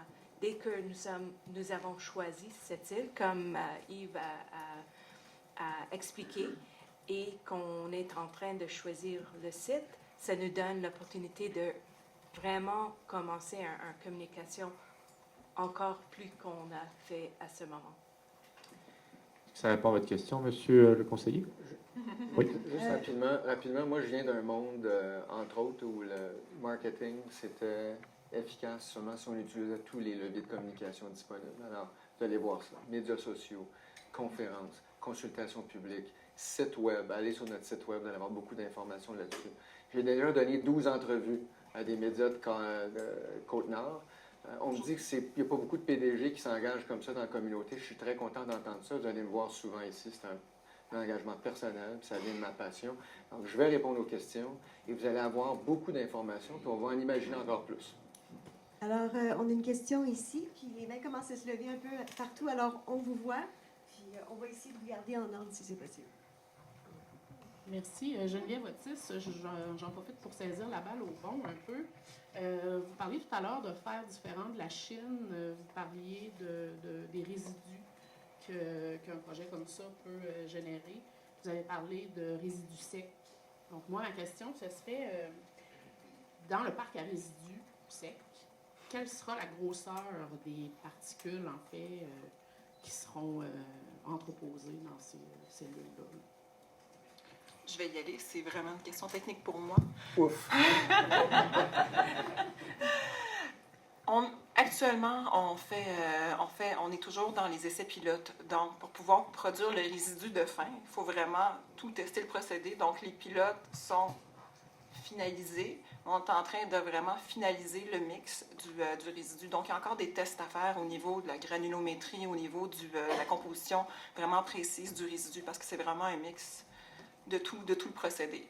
Donc, c'est certain que quand on aura les résultats, là, on fera les modélisations. On a déjà travaillé sur le design du parc de résidus. Donc, c'est certain qu'il va y avoir une membrane en dessous, un système de drainage, une autre membrane. On va, de la façon que le parc à résidus va évoluer, on va y aller par couche. On va s'assurer d'avoir un agent taquifiant qui va se mettre de façon régulière, donc à tous les jours, en fin de journée, pour pouvoir... Quand on parle d'un agent taquifiant, c'est comme une couche de polymère, une couche vraiment là, qui permet, là, qui empêche la poussière d'être soulevée. Donc, qui va se mettre à chaque jour. Et donc, il va y avoir plein de mesures comme ça qui vont être en place là, pour pouvoir assurer une bonne gestion du parc de résidus. Mais il est encore en évolution, le design. Ça répond à votre question? Oui. Ben, en fait, moi, il y a un mot que vous avez utilisé, granulométrie. Oui. Oui, granulométrie, donc c'est la dimension des particules. OK. Donc, vous faites des tests pour voir c'est quoi la dimension Exactement, des particules? exactement. Ce qui était votre question. Oui. Oui. Une deuxième. Une sous-question. Merci, Elisabeth. Est-ce que vous pensez qu'il y aura des particules, des PM 2.5 à travers vos différentes granulométries? C'est certain qu'on va l'évaluer. Donc, PM 2.5, PM 10, particules totales, ça va faire partie de nos évaluations. Suite à ça, on va faire des modélisations, la dispersion atmosphérique pour pouvoir vraiment évaluer l'impact du projet. C'est encore ces lettres et ces chiffres-là. C'est la Oui. c'est la Oui, des particules, PM 2.5. Donc, c'est. Puis ça, j'imagine qu'il y a des normes qui Exactement. C'est par rapport aux normes environnementales, au niveau de la qualité de l'air. OK, parfait. Tu as quelqu'un de. Parce que moi, j'ai Oui. plus personne de ce Oui, j'ai côté-ci. quelqu'un ici. OK. Je vous invite tantôt, là, il y aura une période d'une activité participative. L'étiquette environnement est juste là. C'est un sujet pour discuter avec Mme Emmanuel. Donc, c'est Mme ici qui avait une question. Oui, bonjour. Je voyais la passion dans vos yeux tantôt, là, toutes sortes des beaux mots c'est ça, là, de passion, de trillions, d'opportunités, puis tout ça. C'est sûr que quand on est sur le terrain, puis qu'on habite ici, puis qu'on n'est pas dans les trillions, puis les opportunités, bien, on dit un peu, ça va être quoi les impacts, puis c'est quoi les avantages pour moi, dans le fond, là. C'est quoi que moi, ça va m'amener, alors que les gens ici ont déjà des emplois, qu'il y a déjà... C'est un peu ça. Puis je vous amène vers le côté plutôt des impacts sur la santé, de dire, ben notre système de santé est déjà fatigué, très fatigué, je dirais. Quand on attend déjà 10 heures, 15 heures, 16 heures à l'urgence, comment vous entrevoyez l'impact sur le système de la santé qui est déjà fatigué ici? L'impact sur les communautés vulnérables, autant dans le Nord qu'on le voit, qui sont déjà très vulnérables, les communautés ici, puis les travailleurs. Comment le système de santé va faire pour absorber ces travailleurs-là quand ceux qu'on a déjà, ils attendent 15 heures à l'urgence pour voir un médecin? C'est une excellente question. Merci. Votre nom, je peux vous demander? Mylène Roy. Bien, enchanté Madame Roy. de vous rencontrer. Le système de santé à Longueuil, là, je suis sûr que c'est pas mieux. On a un enjeu, on a un enjeu de société, là-dessus. Mais pour moi, la qualité de vie dans une société, c'est un ensemble de facteurs. La prospérité économique, pour moi, c'est un des leviers les plus importants. Je pense que tout le monde s'entend là-dessus. Ici, on a une opportunité de créer de la prospérité, de la croissance économique. Quand on parle du plein emploi, je sais une chose, c'est que la population de cette île est en déclin. On prévoit 3 000 citoyens de moins d'ici 2030. Sur une population de 23 000 24 000, moi, je trouve ça dramatique. Je trouve ça extrêmement inquiétant, personnellement. Okay? On arrive ici avec un projet qui est plus gros qu'on le pense. Il suffit juste de l'imaginer. Okay? Puis, je vais vous suggérer une idée. Ce n'est pas une solution, mais une idée. Okay? le leadership de la communauté. Quand je dis leadership, je ne parle pas juste de la mairie, je ne parle pas juste des chefs d'entreprise, je parle des leaders d'organismes, et ainsi de suite. Quand on devient soudainement un levier exceptionnellement important pour 2 paliers de gouvernement, okay, l'attention va venir ici. Il y a toutes sortes de dialogues qu'on n'était pas capable d'avoir avant, qui vont peut-être se passer. Okay. J'étais au Labrador la semaine dernière. Puis la situation, le taux d'alcoolisme, drogue, etc. Puis le problème du Labrador, ils disent, c'est que le gouvernement ne les écoute pas. Ce sont 8000 personnes. Okay. C'est toute la loi, là, puis c'est dramatique, mais c'est comme ça. Ils n'ont jamais eu l'attention qu'ils auraient voulu avoir. Puis là, aujourd'hui, il y a des situations tragiques, comme il y en a ici aussi. Puis l'élément de prospérité économique est un élément de solution dans toute communauté. Puis pour moi, la question, c'est qu'est-ce qu'on fait avec cette opportunité-là ici? Puis oui, probablement quand on va s'entendre, on va s'écouter cet été pour définir c'est quoi les priorités, la question des soins hospitaliers, des soins de santé va venir sur la surface. La question, c'est qu'est-ce qu'on fait avec ça? Et si M. Legault dit on a besoin des terres rares de Strange Lake puis de l'usine de raffinage de cette île, il y a du levier. Là. Il faut voir comment on va y arriver. Puis la dernière chose, c'est que la beauté de ce projet-là, puis je termine avec cette dernière remarque-là, là, je vais vous donner des chiffres. Vous avez parlé des trillions puis tout ça. Je ne suis pas le gars qui va capoter quand j'entends le mot trillion. Là. Moi, ce qui me fait capoter, là, c'est l'opportunité de faire quelque chose en communauté ici qui transforme, qui crée des opportunités, qui attire des artistes, qui attire des designers, qui attire des ingénieurs, okay? Et puis qui augmente par le fait même la qualité de vie de l'organisme. Ça me fait triper. C'est ça qui me fait triper ici. Okay? Alors, quand on parle d'opportunités, pour moi, c'est comment on réussit à virer tout ça en investissement puis créer une autre façon de vivre ici. Puis pour moi, la solution, elle est là. Alors, c'est sûr que ça va faire partie de vos préoccupations, mais en même temps, le plein emploi, quand on est dans une société en déclin, ça veut dire que les emplois sont en déclin aussi. Pour moi, c'est ça qui se passe à cette île, c'est clair. Okay? Alors, comment on renverse la vapeur? On va la renverser, la vapeur, en réalisant ce projet-là.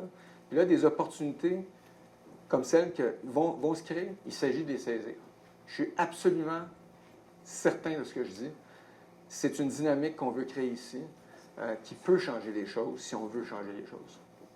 Oui. Merci, M. Leduc. On va continuer parce qu'on a beaucoup de questions. Oui, Mme Gagnon.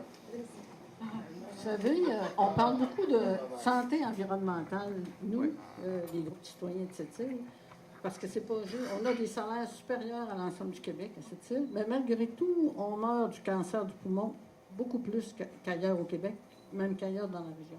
L'argent, c'est pas tout, parce qu'on ne s'est pas occupé de santé environnementale. Ça, c'est mon premier point. Je veux dire aussi que peut-être vous devriez travailler sur la confiance. C'est pas tout de parler, mais depuis le mois d'octobre qu'on rencontre la compagnie, on s'est fait dire non, il n'y a pas d'uranium, non, c'est pas dangereux, on peut aller se promener sur le parc à résidus, c'est comme ta cour d'en arrière. On s'est fait dire toutes sortes d'affaires qui sont pas vraies. Parce que de l'uranium, il y en a, du thorium, il y en a. C'est un matériel, le parc à résidus miniers, c'est un matériel radioactif. Vous n'en avez pas parlé, mais la réalité, c'est ça. Le parc à résidus, même si vous le parquez à côté de la plaine de Chicley, il va se retrouver entre les gens du canton Arnaud et les gens de Clark-Cité. C'est pas bien mieux. C'est le parc Ferland ou c'est la Clark-Cité. Il faut dire aussi la vérité. La gestion du parc à résidus miniers à perpétuité, c'est pas facile non plus. Parce que nous, c'est notre réalité, c'est notre territoire. Donc, on va vivre ici avec ces résidus-là à perpétuité. S'il y a une faillite ou peu importe ce qui peut se passer, un marché qui décline, nous, on va rester pris avec des matériaux radioactifs à perpétuité. Et puis les membranes dont Mme Emmanuelle a parlé, c'est peut-être 20 ans la durée de vie de ces membranes-là. Bien, au bout de 20 ans, nous, on est encore ici. Moi, vous pouvez être sûr que je ne serai pas morte encore. Je vais encore parler. Merci. Alors, votre question? C'est un commentaire. C'est la gestion du parc à résidus miniers. Comment est-ce qu'on fait pour embarquer sur des membranes comme ça? L'hiver, l'été, ça gèle, ça dégèle. Avec des opérateurs pas toujours je dirais, expérimenté, je vais utiliser ce terme-là. À un moment donné, une contamination de la nappe phréatique dans des zones humides comme ça peut avoir des grands impacts, etc. C'est les poussières qui s'en vont dans l'air. On n'a pas parlé de beryllium, on n'a pas parlé d'arsenic, mais il y en a. Il y a beaucoup de choses qu'on n'a pas parlé à ce soir. On a flyé haut pas mal, mais au ras de la terre, on n'a pas parlé beaucoup. C'est ça. Merci beaucoup. Alors, c'est le détail de ce qui va être des composantes qui vont être dans le parc à résidus. Oui. Et aussi, vous avez mentionné la durée de vie du parc à résidus par rapport à la durée de la membrane protectrice. Oui. Alors, je vais demander à Emmanuel... Juste avant de passer la parole, parce qu'Emmanuel qui va répondre à la plupart de vos questions, moi, je sais très bien que mon premier devoir, c'est de gagner votre confiance. Okay? C'est mon premier devoir, je le sais, ça. Okay? Ça se gagne, hein? Ça prend Ouais. du temps. Ça prend du temps, C'est ça ma se première rencontre, puis je suis honoré de faire votre rencontre, Mme Gagnon. C'est ma première rencontre. Mais Ce ne sera pas la dernière. ça ne sera sûrement pas la dernière, je suis sûr de ça. Je dois gagner la confiance de la population. Et puis, je vais le faire du mieux que je peux en répondant aux questions, en vous partageant ma passion, en vous partageant mes convictions et aussi en vous écoutant. Alors, ça commence aujourd'hui avec cette rencontre-là. Et puis, en termes de transparence, il faut la rendre complète. On est prêt à répondre à toutes les questions. Ce soir, c'était peut-être high level, haut niveau, là. Histoire je voulais vous parler pour la première fois. Mais on est là pour répondre à toutes vos questions. D'ailleurs, je pense que c'est ce que ça prête à faire Emmanuel. Oui, tout à fait. Puis, c'est sûr, exactement. Là, ce soir, on fait un survol. Comme je disais plus tôt aussi, au niveau de l'étude d'impact, c'est là qu'on va rentrer dans les détails. On est là pour vous écouter. Comme je disais aussi également, au niveau du développement du projet, la pile de résidus, le résidu, c'est vraiment la fin du procédé. Donc, on est toujours en train de développer. Donc, malheureusement, je n'ai pas toutes les réponses ce soir. Ce que je peux vous dire, par contre, c'est qu'au niveau des impacts, on va faire tout en possible pour vraiment limiter les impacts, l'empreinte environnementale du parc à résidus au site. Vous parliez aussi au niveau, vous aviez une crainte par rapport à la fermeture si on n'était plus là, etc. Donc, pour rassurer tout le monde au niveau, maintenant, les industries, depuis quelques années, mais pas si longtemps que ça, on est vraiment tenu, bien sûr, d'avoir un plan de fermeture, mais on est aussi tenu de mettre de l'argent en garantie. Donc, si demain matin, on ferme ce qu'on ne veut pas, ce qu'on ne fermera pas, on va avoir l'argent qui va être vraiment déjà déposé pour pouvoir assurer vraiment la pleine rémédiation du site, puis s'assurer d'éliminer les impacts, d'éliminer les empreintes environnementales de notre projet. Donc, c'est vraiment de l'argent qu'on met de côté. Là, actuellement, dans le cadre de l'étude d'impact, on développe le plan de fermeture. Donc, vraiment, la recette que le gouvernement va pouvoir avoir en main, donc, pour pouvoir faire la rémédiation par eux-mêmes si, advenant qu'on ne serait plus là. Et c'est certain qu'en évaluant le plan de fermeture, on va mettre tout en place pour pouvoir assurer un suivi. Une fois que l'industrie va être fermée, que l'usine va être fermée, on est tenu de faire du monitoring pendant plusieurs années, puis on est tenu de faire du monitoring jusqu'à temps que les systèmes soient là, puis présents, comme quoi on n'aurait plus d'impact. Donc, on a vraiment un engagement là, à long terme à ce niveau-là. Merci, Emmanuel. Donc, les mesures de contingence. Il y a une madame ici qui me fait signe depuis quelques minutes. Je vais lui passer la parole. Bonjour, je suis Brigitte Moret, citoyenne de cette île. Je voulais savoir si vous aviez un plan pour mesurer l'air qui est en dehors des limites de l'entreprise, sur la qualité de l'eau dans les bassins versants, etc. Dans les régions, on sait que Pointe-Noire, il y a beaucoup de petites montagnes, etc. Oui. Ma deuxième question, est-ce que aussi ça va être transparent pour les besoins d'équipements individuels de protection pour les employés? Dans notre région, on a souvent connu, qu'on l'a su après, comme Mme Roy avait mentionné, les gens qui ont eu des maladies par rapport à leur travail en industrie. C'est maintenant le type de procédé qu'on va utiliser, avec le type de minerai qu'on va utiliser, si on a toutes les bonnes protections individuelles pour les employés. Est-ce que cette chose-là aussi va être présentée lorsque vous allez présenter plus de détails sur le procédé? Merci. Merci. Avec beaucoup d'éléments dans la question. Je pense que c'est clair. Oui. Tout à fait, très clair pour moi. Donc, je vais répondre au premier volet. Donc, au niveau de la qualité de l'air, c'est certain qu'au niveau de l'étude d'impact, on va faire toutes les évaluations pour évaluer l'impact de nos installations sur la qualité de l'air. Il y a de fortes chances qu'au niveau de nos mesures de mitigation, on recommande la mise en place d'une station d'évaluation de la qualité de l'air. Dans les bonnes pratiques au niveau des études environnementales, on fait une modélisation, on identifie la pire localisation, puis on met notre système de mesure à cet endroit-là. Donc, ça va être quelque chose qui va être prévu. Pour répondre au niveau de la santé et sécurité, c'est certain que c'est quelque chose qui va être regardé rapidement. Donc, au niveau de la radioactivité, c'est un des éléments qui est associé aux terres rares. Déjà actuellement, on a certaines opérations au niveau du site minier à Strange Lake. On a aussi un entrepôt où on fait du découpage des carottes.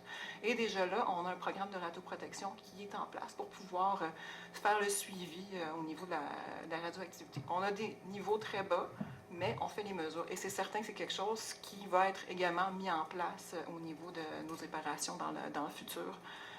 Donc déjà, même avant l'opération complète, on pense déjà à ces choses-là. C'est quelque chose de très important, autant au niveau de la radioactivité que de la silice cristalline, etc. C'est des choses qu'on suit déjà et qui vont être regardées par la suite.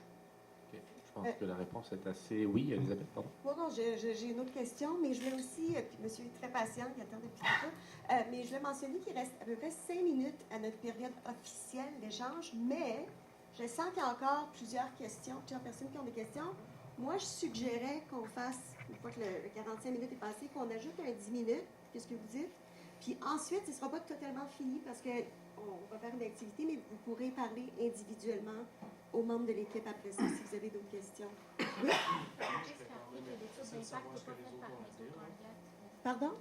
Parce qu'il y a eu beaucoup de questions sur l'étude d'impact, peut-être Oui. juste clarifier que c'est pas fait par Méthode A Torngat. clarifié que l'étude d'impact n'est pas faite par Méthode Torngat, c'est par des consultants indépendants.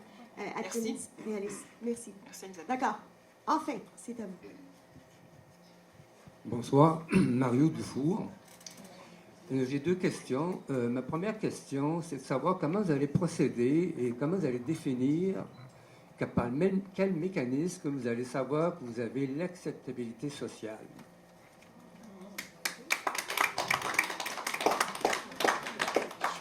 On a eu de l'expérience ici avec l'acceptabilité sociale.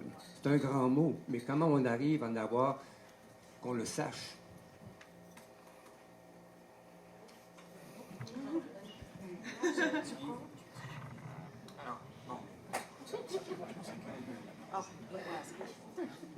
L'acceptabilité sociale, c'est, de mon point de vue, d'abord et avant tout un processus.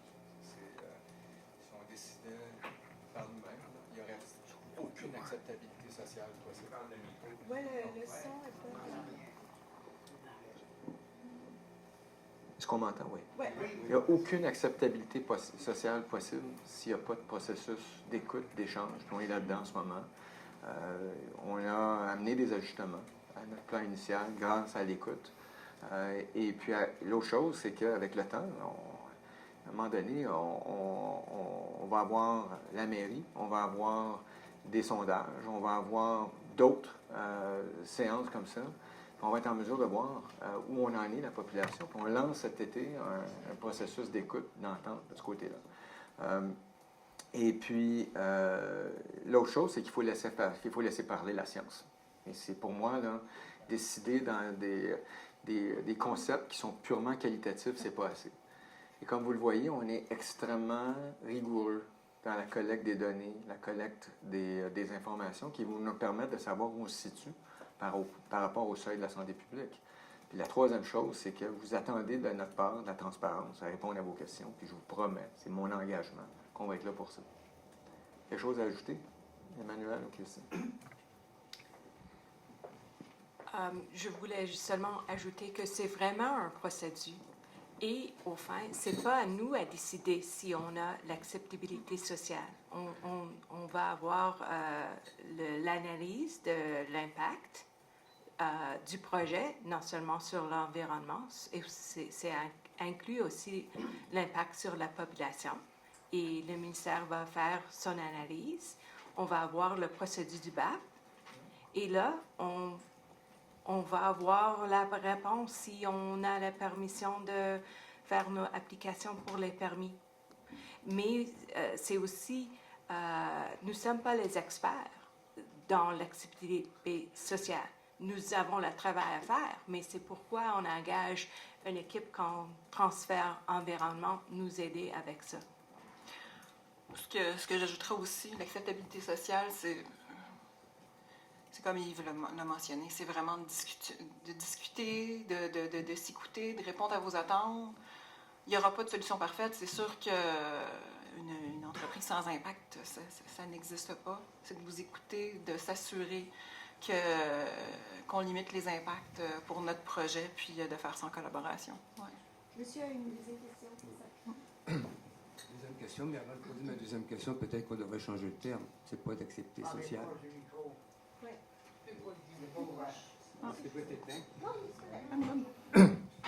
Peut-être que le mot acceptabilité sociale dans votre définition, on ne devrait pas l'utiliser à ce moment-là. Peut-être que c'est des consultations. Est-ce que, juste pour être clair, ce que vous demandez, c'est ce que vous entendez, c'est pas qu'ils recherchent, que Torngat cherche l'acceptabilité sociale, mais qu'ils comptent faire des consultations. C'est ça que je... De ce que j'en saisis, c'est de la consultation pour récupérer de l'information des citoyens dans ce qui sont leurs besoins et leurs craintes face au projet. Et ensuite à ça, vous allez construire votre projet en échafaudant ce que nous allons dire et vous demander et vous poser comme question. OK? C'est ce que je comprends. Vous n'avez pas besoin de rajouter. Maintenant, je vais poser ma deuxième question. On parle toujours des particules fines. Moi, ma question est la suivante. Votre usine, vos bâtiments, est-ce qu'ils sont construits de quelle façon et comment allez-vous assurer leur étanchéité et leur pérennité? Question sur la construction, le projet, structure éventuelle. Oui, ben, dans le fond, les particules fines, moi, ce que je comprends, c'est vraiment la question au niveau des particules fines. Je vais vous résumer un petit peu le procédé là, pour vraiment vous montrer qu'on veut vraiment limiter les impacts au niveau de la poussière. Tout d'abord, le concentré va arriver à l'intérieur de super sacs qui va être à l'intérieur de conteneurs. Donc, là, déjà là, à ce niveau-ci, les émissions de poussière vont être limitées au maximum. Aussi, toutes les opérations vont être à l'intérieur de bâtiments. Donc les super sacs vont être ouverts à l'intérieur des bâtiments avec des systèmes de dépoussière dans les bâtiments. Donc, à ce niveau-là aussi, on limite au maximum les impacts au niveau des poussières. Au niveau du résidu, donc une fois que les opérations de séparation vont être faites, là, il va y avoir possibilité de poussière au niveau des résidus. Comme j'expliquais tout à l'heure, au niveau du résidu, la façon que ça va être monté, il va y avoir de l'agent vraiment taquifiant qui va être mis par-dessus les résidus. On va vraiment s'assurer de limiter les possibilités de poussière au niveau de l'usine. C'est bon? Vous avez votre élément? Vous savez, il y a quand même plusieurs personnes qui restent juste 10 minutes, alors. Oui, oui. Ça sera assis. Oui, il y a monsieur ici qui avait une question. Puis après ça, j'ai... Louis Gravel, citoyen de Sept-Îles. Plusieurs chapeaux, mais je vais prendre celui-là. Concernant j'aimerais avoir la philosophie de Torngat par rapport au fly-in, fly-out versus des employés permanents, surtout pour les 250 employés qui vont être permanents ici à Sept-Îles, plus on sait que les emplois indirects, c'est peut-être un autre 200, 250, fait que ça va être peut-être 500 familles qui vont venir s'installer à Sept-Îles ou qui vont être en fly-in, fly-out, dépendamment de votre philosophie. Puis s'ils viennent s'installer à Sept-Îles, comment vous allez aider la ville de Sept-Îles pour accommoder ces gens-là au niveau du logement et des services? Première partie de la réponse, c'est d'apprendre les meilleurs. Puis les meilleurs, je pense que c'est Société ferroviaire Pointe-Noire. Exactement. Je crois qu'il y a 350 employés. Puis il y a combien de fly-in, fly-out dans les 300? 0. Okay? Donc c'est possible. Okay? Puis pour moi, ça implique, de notre côté, la création ce qu'on appelle en langage, en jargon, une proposition de valeur pour employés qui est excellente. Okay? Puis c'est pas juste le salaire. c'est le soutien à la famille, c'est le travail avec les écoles, c'est aussi travailler avec la ville où est-ce qu'on doit investir dans l'infrastructure, peut-être aller dans la restauration, amener les entrepreneurs à participer à la création d'une qualité de vie. Et c'est aussi beaucoup, beaucoup l'éducation. Les programmes spécialisés qu'on va créer avec le cégep ou avec l'école.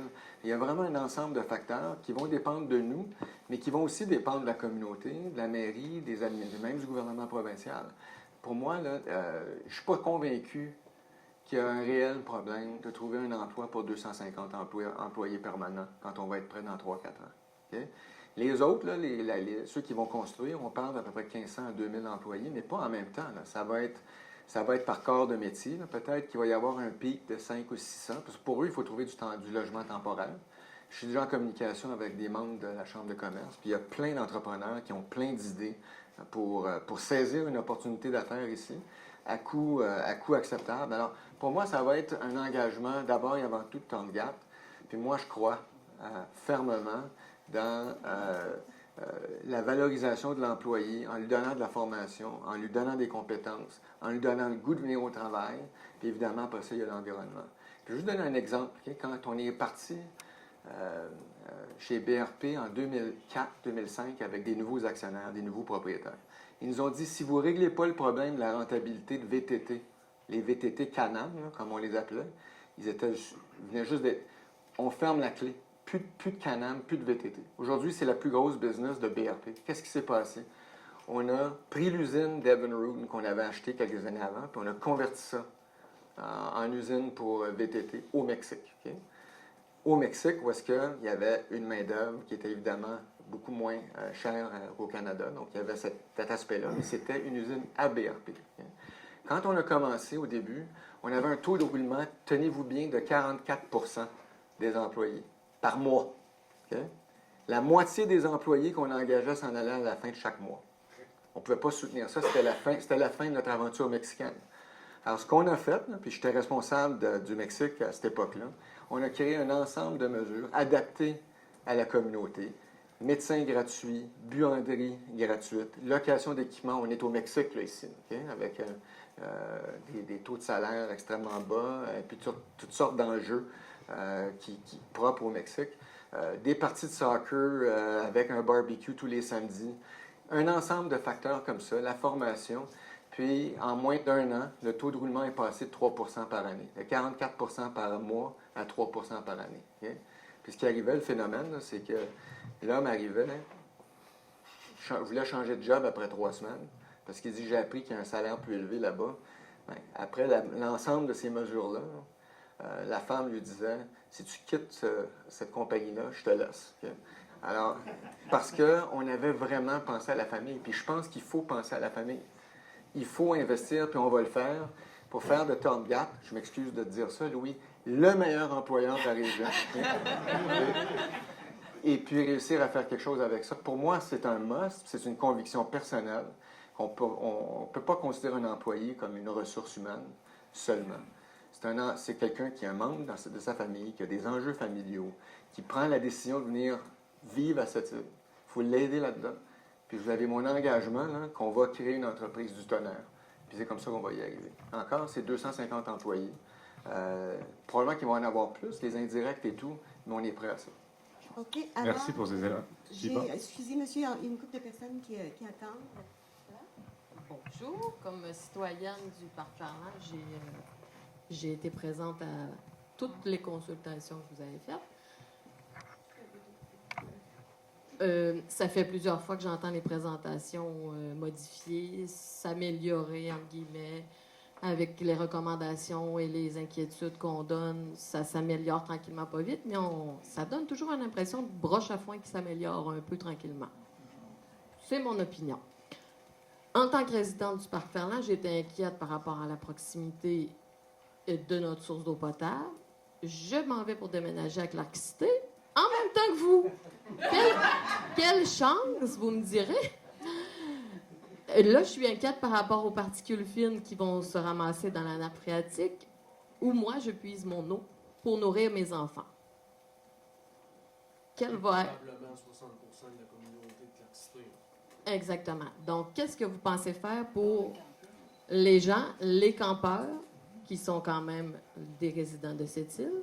On n'est pas des employés de la meilleure industrie Tongaat Metal, mais on est quand même des résidents de cette île et on est inquiet par rapport à la nappe phréatique des gens de Clark City, autant qu'on est inquiet par rapport à la ressource d'eau potable. La première chose que je veux dire, c'est que j'ai rarement été aussi fier dans ma vie des gens qui m'entourent dans cette équipe-là, qui ont fait un travail incroyable depuis pas juste 2 ans, depuis 10 ans, à amener l'opportunité, la compagnie au stade où elle en est, avec des études environnementales extrêmement avancées, tant au Labrador que dans le site minier, puis ici, on a fait le parc Vigneault à fond, à fond. On était prêt à répondre à toutes les questions, et on va être prêt aussi. On va être prêt aussi pour le site de Pointe-Noire. Ça, je vous le promets. Okay? Puis notre engagement, peu importe où on habite, c'est d'être absolument leader d'exemple dans notre façon de protéger l'environnement. Emmanuel a beaucoup de réponses à vos questions. Je vais vous laisser la prendre, mais il est impossible pour moi d'imaginer, comme je l'ai dit au tout début de qu'on puisse dire avoir eu du succès sans avoir rassuré toute la population de cette île sur l'approche qu'on va mettre en place, que je veux être la meilleure imaginable, la meilleure du secteur minier. Je comprends, mais sur le terrain, vous seriez prête à donner cette eau, l'eau de la nappe phréatique à vos filles, alors que vous habitez à côté d'une usine de séparation? Vous seriez à l'aise avec ça? Oui. Oui. Sans la moindre hésitation. Je suis responsable de cette compagnie. Okay? Puis je veux pas, quand je vais avoir pris ma retraite, j'ai 60 ans aujourd'hui, dans 20 ans, j'exagère, je vais probablement retourner éventuellement à mon sillon, dire qu'il y a un problème que j'aurais pu éviter quand j'étais là. Okay? Puis je vous rappelle qu'on ne fait pas ce projet-là si on n'est pas convaincu qu'on va être exemplaire dans notre façon de protéger l'environnement et la santé des citoyens de cette île. As-tu des choses à ajouter là-dessus? Oui, tout à fait. Non, je comprends tout à fait la préoccupation. Je ne pourrais pas vous dire que j'ai toutes les réponses aujourd'hui, le site de Pointe-Noire étant quand même relativement nouveau. On a des études hydrogéologiques à faire et c'est certain que cet élément-là a été un des points qui était à évaluer là, dans l'étude d'impact. Donc, quand on aura les données au niveau de l'hydrogéologie et qu'on sera en mesure de faire les évaluations, c'est certain que c'est quelque chose qu'on a considéré parce que quand même, justement, il y a des résidents qui sont quand même à proximité. Ouais. Merci, Emmanuel. Ah, je te laisse aller. Monsieur, Oui, une question? on a écoulé notre 45 minutes et notre 10 minutes de plus. Donc, on a le temps pour une autre question publique. Mais comme je vous ai dit, quand on va faire l'activité, les membres de l'équipe vont être autour. Vous pouvez jaser, vous pouvez poser vos questions pendant l'activité aussi. Donc, si ça peut vous encourager, je vous donne la parole. Je vais mettre mon chapeau d'environnementaliste. Juste un petit commentaire avant la question. Je ne m'inquiéterai pas trop, moi, pour la population qui quitte cette île, parce qu'il y a 300 projets qui attendent, qui vont se présenter à la face au cours des prochaines décennies. Inquiétez-vous pas avec ça. Il y a du monde en masse. Très bonne nouvelle. Très bonne nouvelle. L'impossible confinement des réseaux hydriques, du réseau hydrique. Vous avez des membranes, vous récoltez les eaux de ruissellement qui vont percoler probablement au travers. Ça va où, ça?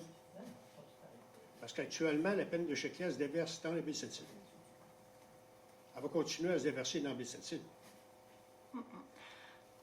Comme je disais, on va faire les études hydrogéologiques à ce niveau-là.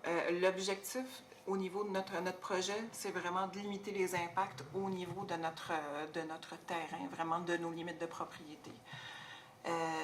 On recircule l'eau à 100 comme ça, c'est l'eau de procédé pour l'eau de l'usine. procédé, tout à fait, pour l'usine.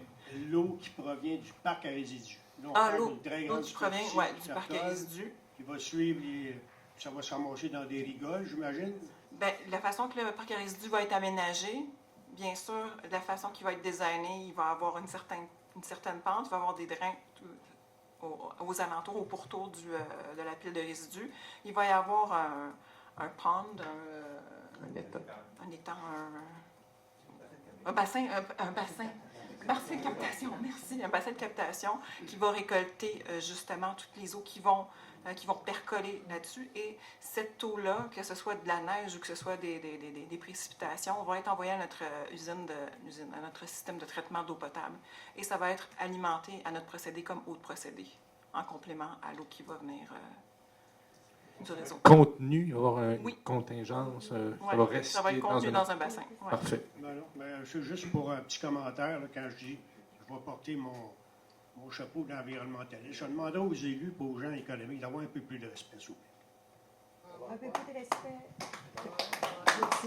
Merci beaucoup. Alors, merci beaucoup pour toutes ces questions-là. C'était des bonnes questions.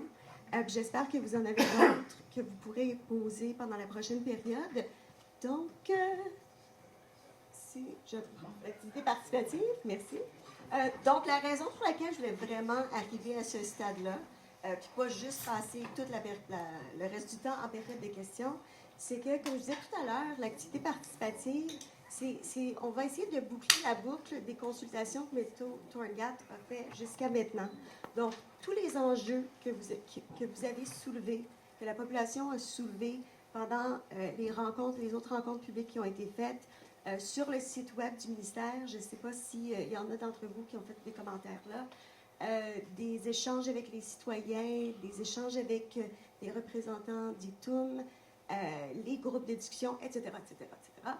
On a tout épluché ça, puis on les a écrits, on les a mis sur les affiches dans le fond de la salle. Donc, c'est tous les enjeux que vous avez soulevés. Puis ce qu'on veut faire, puis on les a divisés par environnement, socio-économique, santé, etc. Ce qu'on veut faire, c'est s'assurer que tous ces enjeux-là soient considérés dans l'étude d'impact.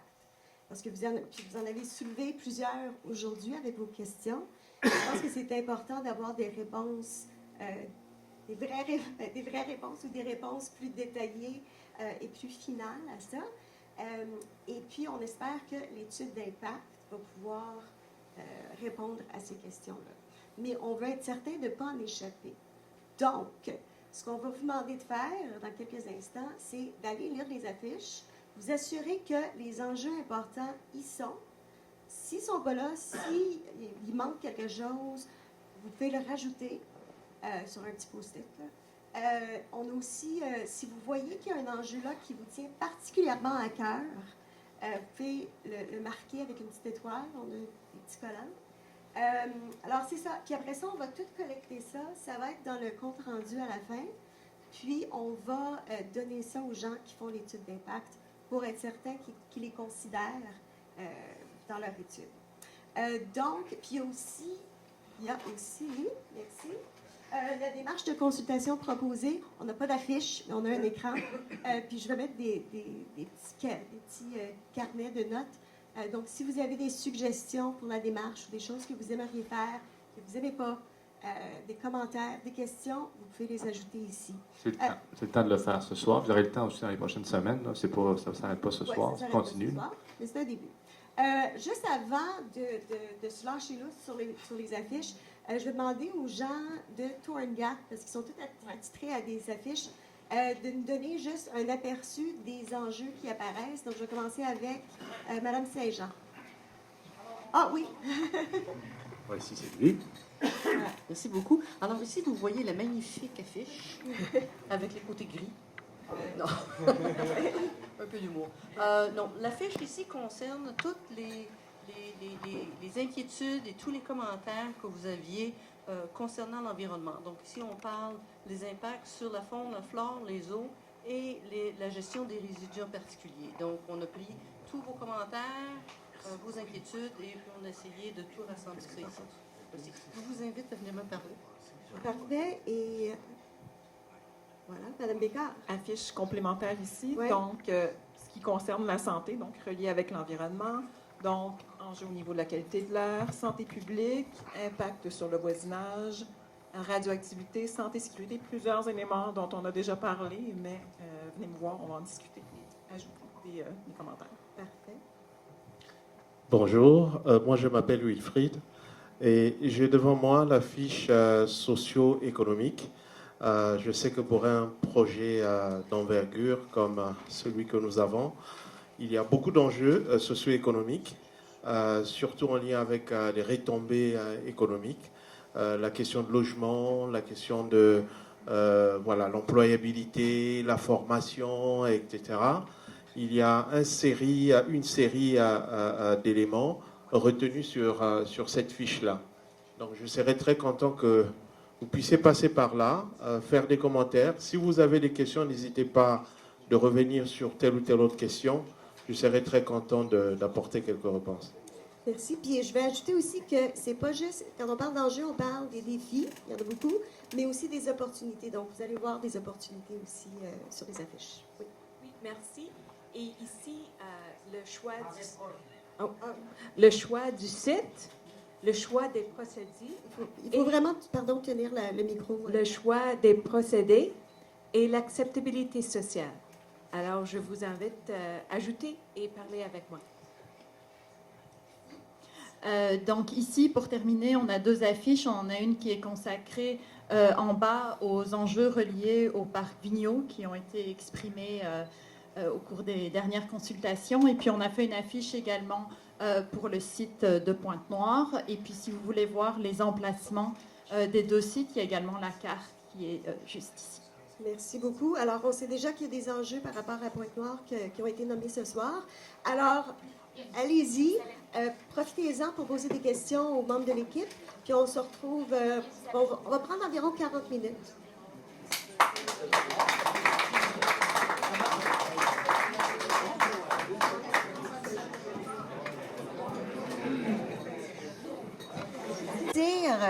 Pardon? Avant Excusez tout le monde.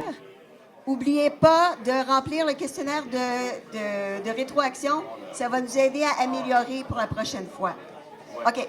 Ben, je vais laisser la parole à M. Leduc. Je ne sais pas si ça va marcher. Ça va pas marcher, hein? OK. Je vais donner la parole à M. Leduc maintenant.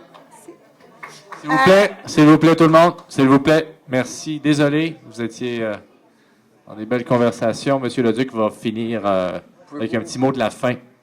Okay, vous pouvez vous asseoir pour rester debout. On va faire ça très court, très simple. La première chose que je veux faire, c'est vous remercier.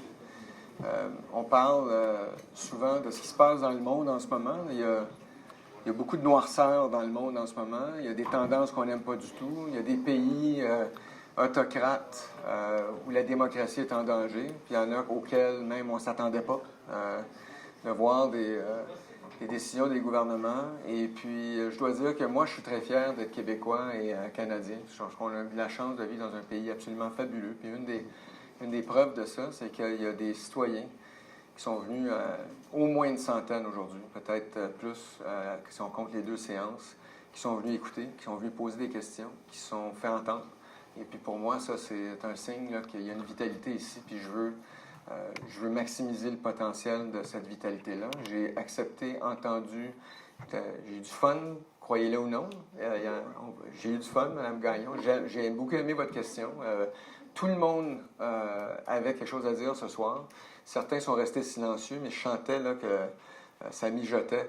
Puis je veux continuer ça. Vous allez m'entendre, vous allez me voir souvent.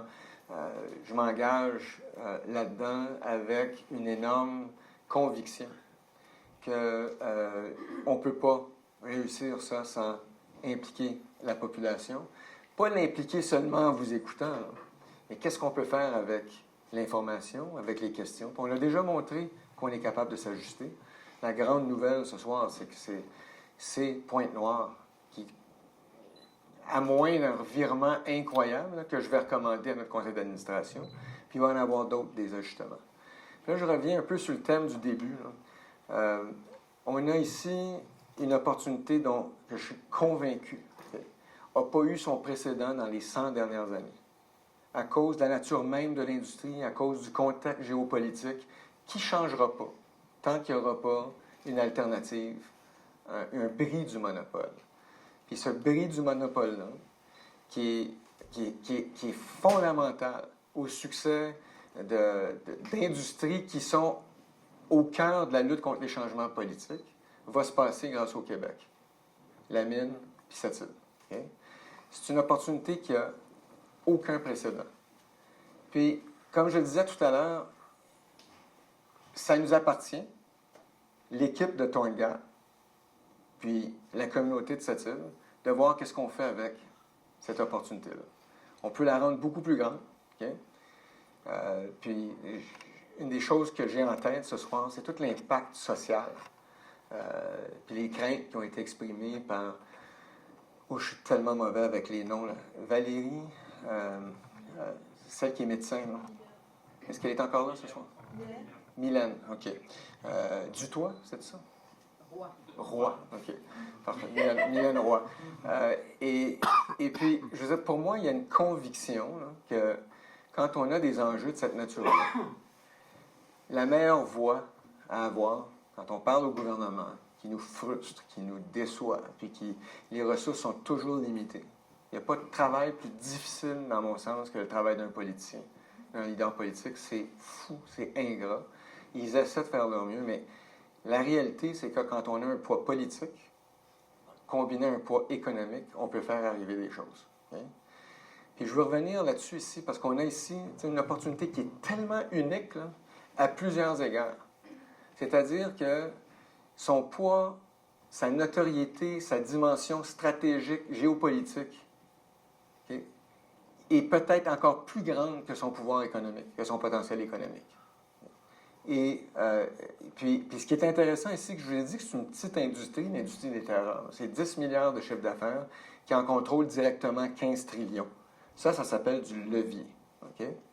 Quand on parle d'employés à cette île, quand on va être en opération, on parle de 250 employés directs, okay, plus les indirects. C'est pas énorme.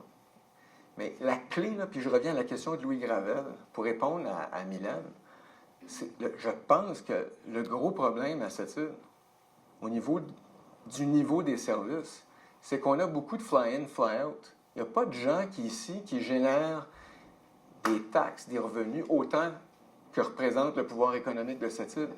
Puis pour moi, c'est un exemple de ce que nous, on peut faire chez TONGAT, en coopération avec la communauté locale, avec aussi un exercice d'un pouvoir politique accru, parce que le projet de terreur raffiné à cette île nous donne ce pouvoir-là auprès du gouvernement canadien, auprès du gouvernement provincial, c'est qu'on peut faire changer ces choses-là. Chez TONGAT, moi, j'ai aucun intérêt à avoir une entreprise où les gens arrivent le lundi puis partent le jeudi soir. Ça ne m'intéresse pas. Okay? C'est pas ça une entreprise. Ça demande plus de temps, bâtir ça, mais à long terme, c'est gagnant pour tout le monde, c'est gagnant pour l'entreprise. Les fly-in, fly-out, là, ils se font offrir une job à Montréal, puis ils restent à Montréal. Okay? Quand j'étais chez BRP, à Valcourt, là, les gens, pour les attirer de Toronto, de Montréal, pour vivre en Estrie à Valcourt, là, c'était un tordage de bras. Okay? Et quand ils arrivaient dans l'entreprise, là, ils ne quittaient plus. Ils avaient autour d'eux la qualité de vie et surtout le soutien de BRP pour les inciter à s'investir dans la région, puis s'assurer aussi que leur famille était heureuse là-dedans. Donc, on a un paquet d'opportunités ici, puis mon message, c'est qu'on peut garder l'opportunité grosse comme ça, mais si on travaille ensemble, elle va être X fois plus grande. Puis la dernière chose que je vais vous dire, c'est que j'ai un défaut. Je l'ai dit à M. Dufour, je suis un optimiste. C'est un défaut parce que ça irrite beaucoup de monde autour de moi, mes filles entre autres. Mais je ne suis pas un optimiste naïf. Je connais ce que c'est le risque. Je suis un optimiste qui fait un choix, parce que je suis convaincu que le choix, que être optimiste, c'est un choix. C'est un choix radical. Okay? Très facile être pessimiste. Trouver les 10 raisons pour lesquelles ça ne marchera pas. Okay? Et se demander comment on peut faire arriver quelque chose, les 10 façons de le faire, en faire un grand succès, ça, c'est de l'optimisme. Puis oui, je suis un optimiste. Puis je vais vous dire que j'ai une énorme confiance dans notre habilité ensemble de virer cette opportunité-là en quelque chose de grandiose, tout en rassurant la population sur les questions extraordinaires que j'ai entendues au cours de la journée, qui touchent la santé publique, qui touchent l'environnement, qui touchent les enjeux sociaux. Puis je vais me demander en quittant cette île, quelle sorte de levier moi j'ai comme PDG de TONGAT auprès des gouvernements, quelle sorte de levier on va avoir à l'administration municipale quand on va être en opération et même avant. Si le gouvernement veut qu'on aille plus vite, là, moi, mon rôle, c'est de dire, hey, on ne saute pas d'étape. Si tu veux qu'on aille plus vite, là, on va avoir besoin de ressources par contre. Okay? Peut-être qu'il y a une occasion aussi de se demander comment ce pouvoir-là peut commencer à s'exercer plus tôt que prévu. Parce que ce projet-là, c'est un projet de pouvoir économique et stratégique et politique. C'est pour ça qu'il est grandiose, c'est pour ça que j'ai décidé de m'y engager. Alors, en travaillant ensemble, on va le faire arriver. Je suis confiant, je suis optimiste, mais pas naïf. Merci beaucoup. Merci, Monsieur Leduc, puis bonne fin de soirée à tout le monde. Et n'hésitez pas à rester en contact. Si vous n'avez pas rempli le petit formulaire, c'est votre adresse. Bonne fin de soirée.